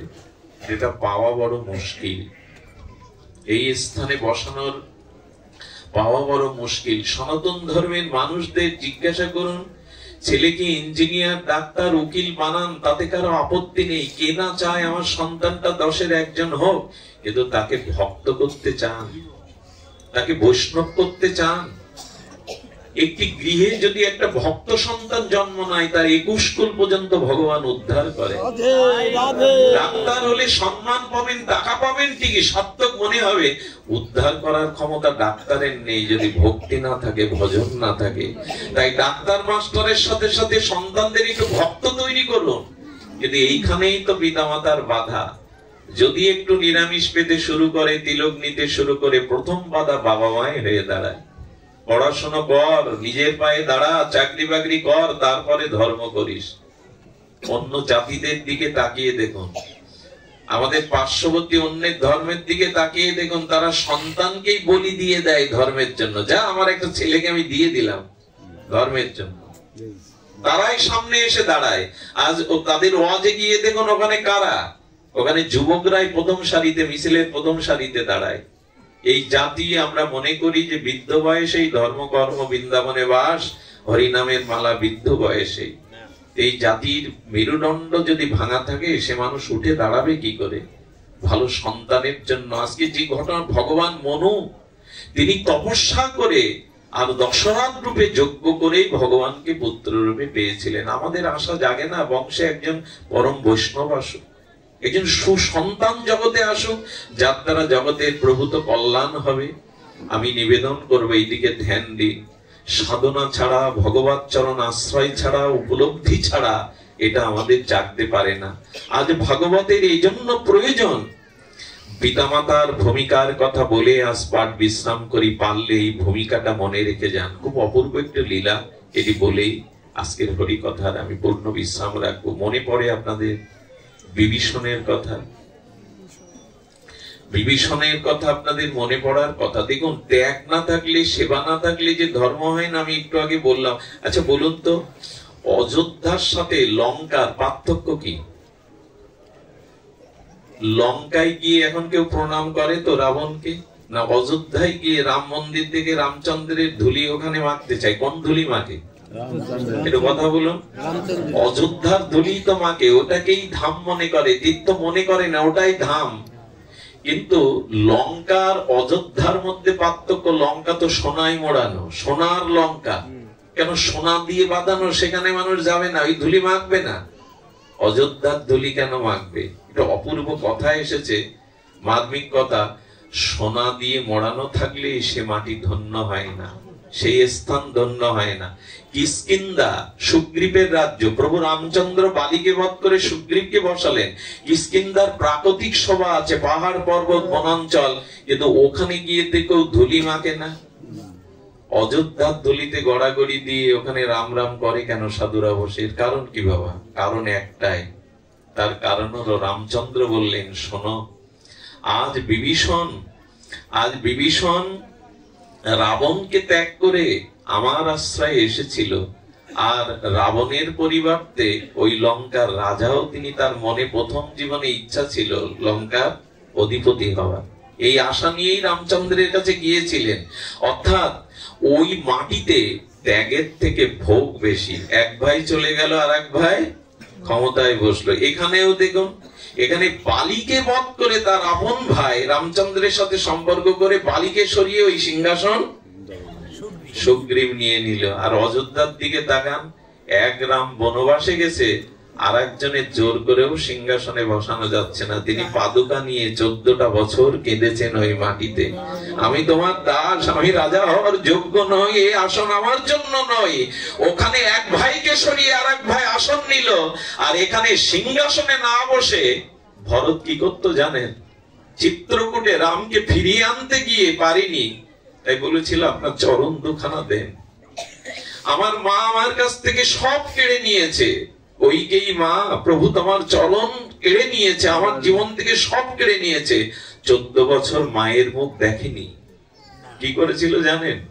ভরত ওই পাদুকা খড়ম নিয়ে, ত্যাগ ছাড়া, সেবা ছাড়া, ত্যাগ ছাড়া সে মাটি ধন্য হতে পারে না, সেখানে তীর্থ ধাম হতে পারে না। ওই খড়ম নিয়ে সিংহাসনে রেখে ভরত কি করেছিল জানেন? অদ্ভুত কথা। ভরত মাটিতে শোয়নি 14 বছর, মাটিটা 1-1.5 হাত কেটে, বড় কেটে নিচে শুয়েছিলেন।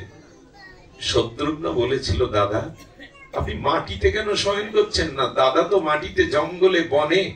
আপনার প্রভু রামচন্দ্র তিনি তো মাটিতেই শয়ন করেন, আপনি কেন মাটি কেটে নিচে শয়ন করছেন?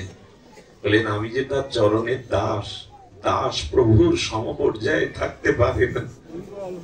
আমার প্রভু আমার জন্য জঙ্গলে, বনে বনে, মাটিতে শয়ন করছেন, আমি তার চরণের দাস, আমার মাটিতে শোভা পায় না। তাই প্রভুর খাটে দাস কখনো থাকতে পারে না, নিচে থাকতে হয়, নিচে থাকতে। 14 বছর কি খেয়েছিলেন জানেন? ত্যাগ ছাড়া, সেবা ছাড়া ধর্ম হয়? শুধু ভোগ করে যাব, জাগতিক ভোগ বিলাসে কাটাবে তো হয় না। 14টা বছর একটু দুধ আর ফলকেই ভরত 14 বছর কাটিয়েছেন, কারো মুখ দেখেনি। ওই সিংহাসনে তার পাদুকাকে ছায়া দিয়ে সেবা করেছেন। রাজ সুখ চাননি, স্ত্রীর মুখও দেখেননি, বলেছিল কখনো আমাকে মুখ দেখাবে না, দূর থেকে দেখে সবাই চলে যেত। আর ভরত কি করতো জানেন? রাত 12টায় সরজু নদীতে স্নান করতে যেত। একজন মহাত্মা বলছেন, ভরত, স্নানের নিয়ম তো ব্রাহ্ম মুহূর্তে, ভোরবেলা, তুমি এখানে এসো কেন রাত দুপুর বেলা? বলেন, আমার কারণে প্রভু আজ বনবাসে। এই মুখ যদি ভোরবেলা সাধুরা দেখে তাদের ভজন নষ্ট হবে। আমার এই মুখ দেখলে সাধুদের ভজন নষ্ট হবে। তাই রাত্র দ্বীপ্রহরে স্নান করতে আসেন ভরত। এই মাটিকে মানুষ প্রণাম করবে না, গড়াগড়ি দেবে না, তো লঙ্কার মাটিকে প্রণাম করবে? যে জাতির মধ্যে, যাদের মধ্যে যত সেবা ত্যাগ বৈরাগ্য আছে, তারাই জগতে মহান হয়, তারাই জগতে পূজিত হয়।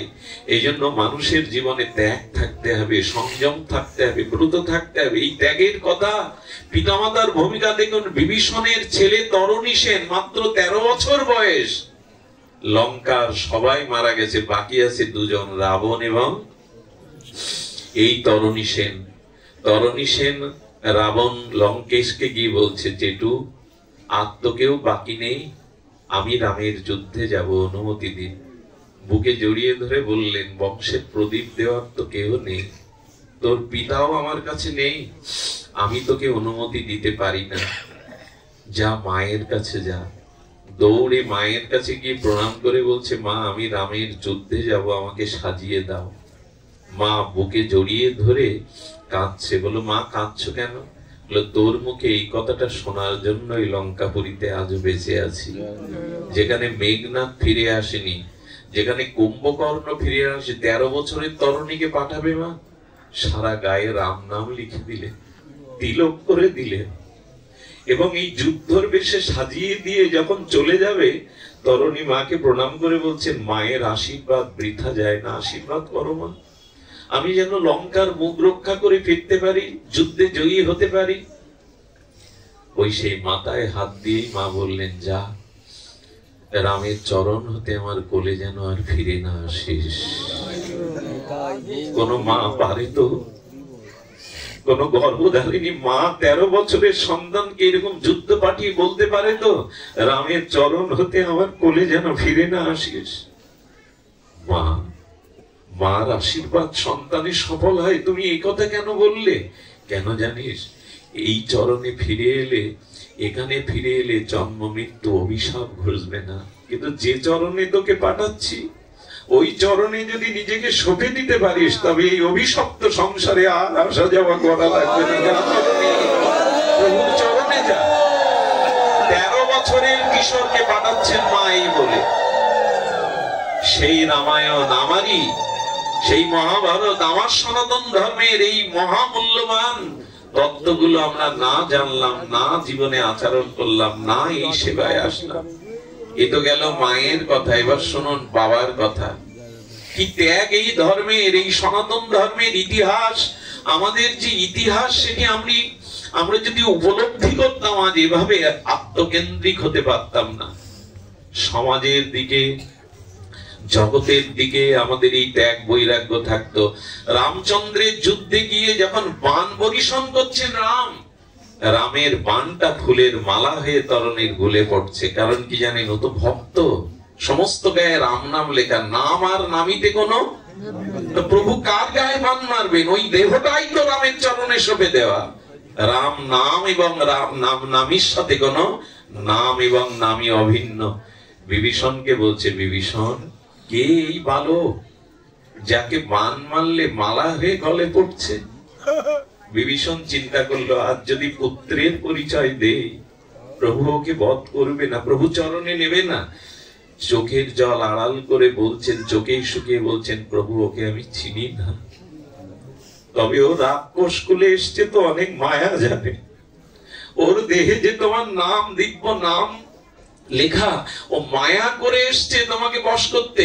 রাক্ষসকে বিশ্বাস করো না প্রভু, বিশ্বাস করো না। রাম বারবার চেষ্টা করেও ভগবান কি করে তার ভক্তকে বধ করবে?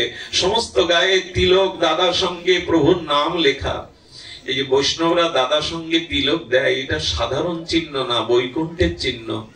এগুলি যদি ঠিক ঠিক মর্যাদা দেওয়া যায়, যম আপনার কাছে আসবে না, এই কথা ভাগবতেই বলা আছে। এগুলো দিব্য চিহ্ন, এগুলো বৈকুণ্ঠের চিহ্ন, এগুলো ছেলে খেলা নয়, নিজেকে সাজানো নয়। এই দাদার সঙ্গে রাধাকুণ্ডের রজ গোপীদের তিলক যারা দেয়, যার মর্যাদা দেয়, জম তাদের কাছে আসবে না। বলেন প্রভু ও রাক্ষস, ওকে বানের দ্বারা, আসলে ওর মৃত্যুবান আপনার জানা নেই প্রভু, আমার জানা আছে ওর মৃত্যুবান।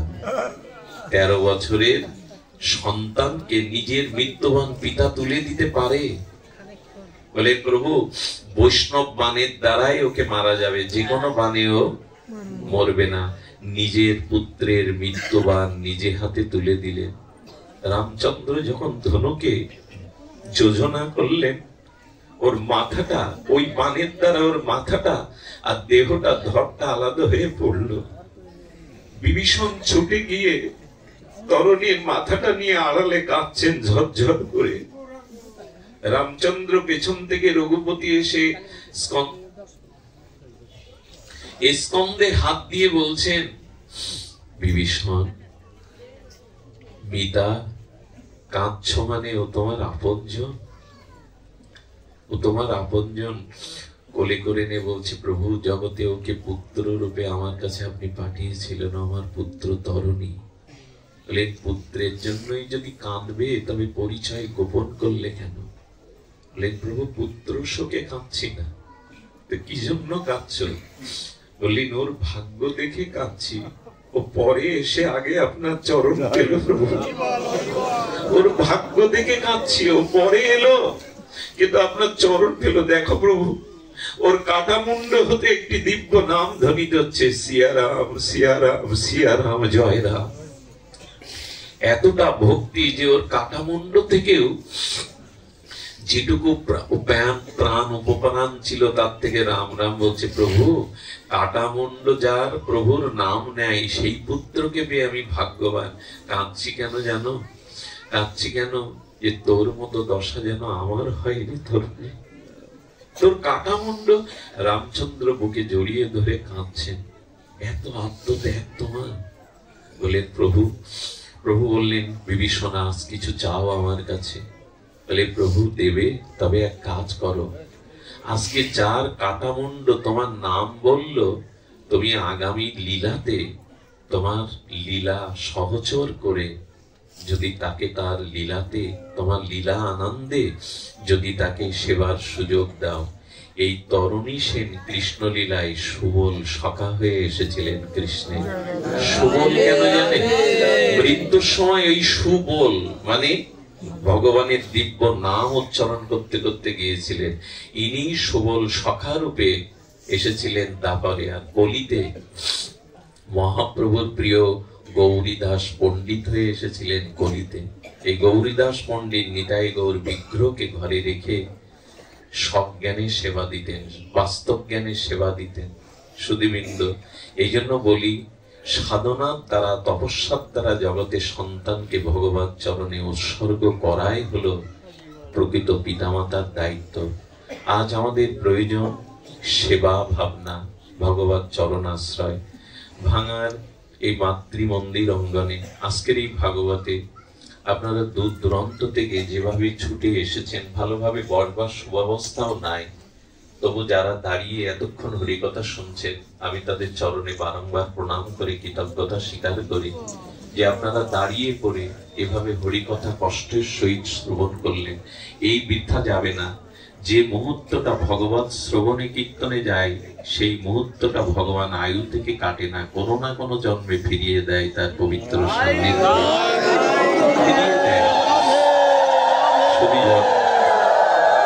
আপনাদের মঙ্গল হোক, সকলের কৃষ্ণ ভক্তি হোক, সকলের হৃদয়ে ভগবত ভাবনার উন্মেষ হোক, এই প্রার্থনা জানিয়ে আজকের হরিকথার এখানে বিশ্রাম। সকলে প্রসাদ পেয়ে যাবেন।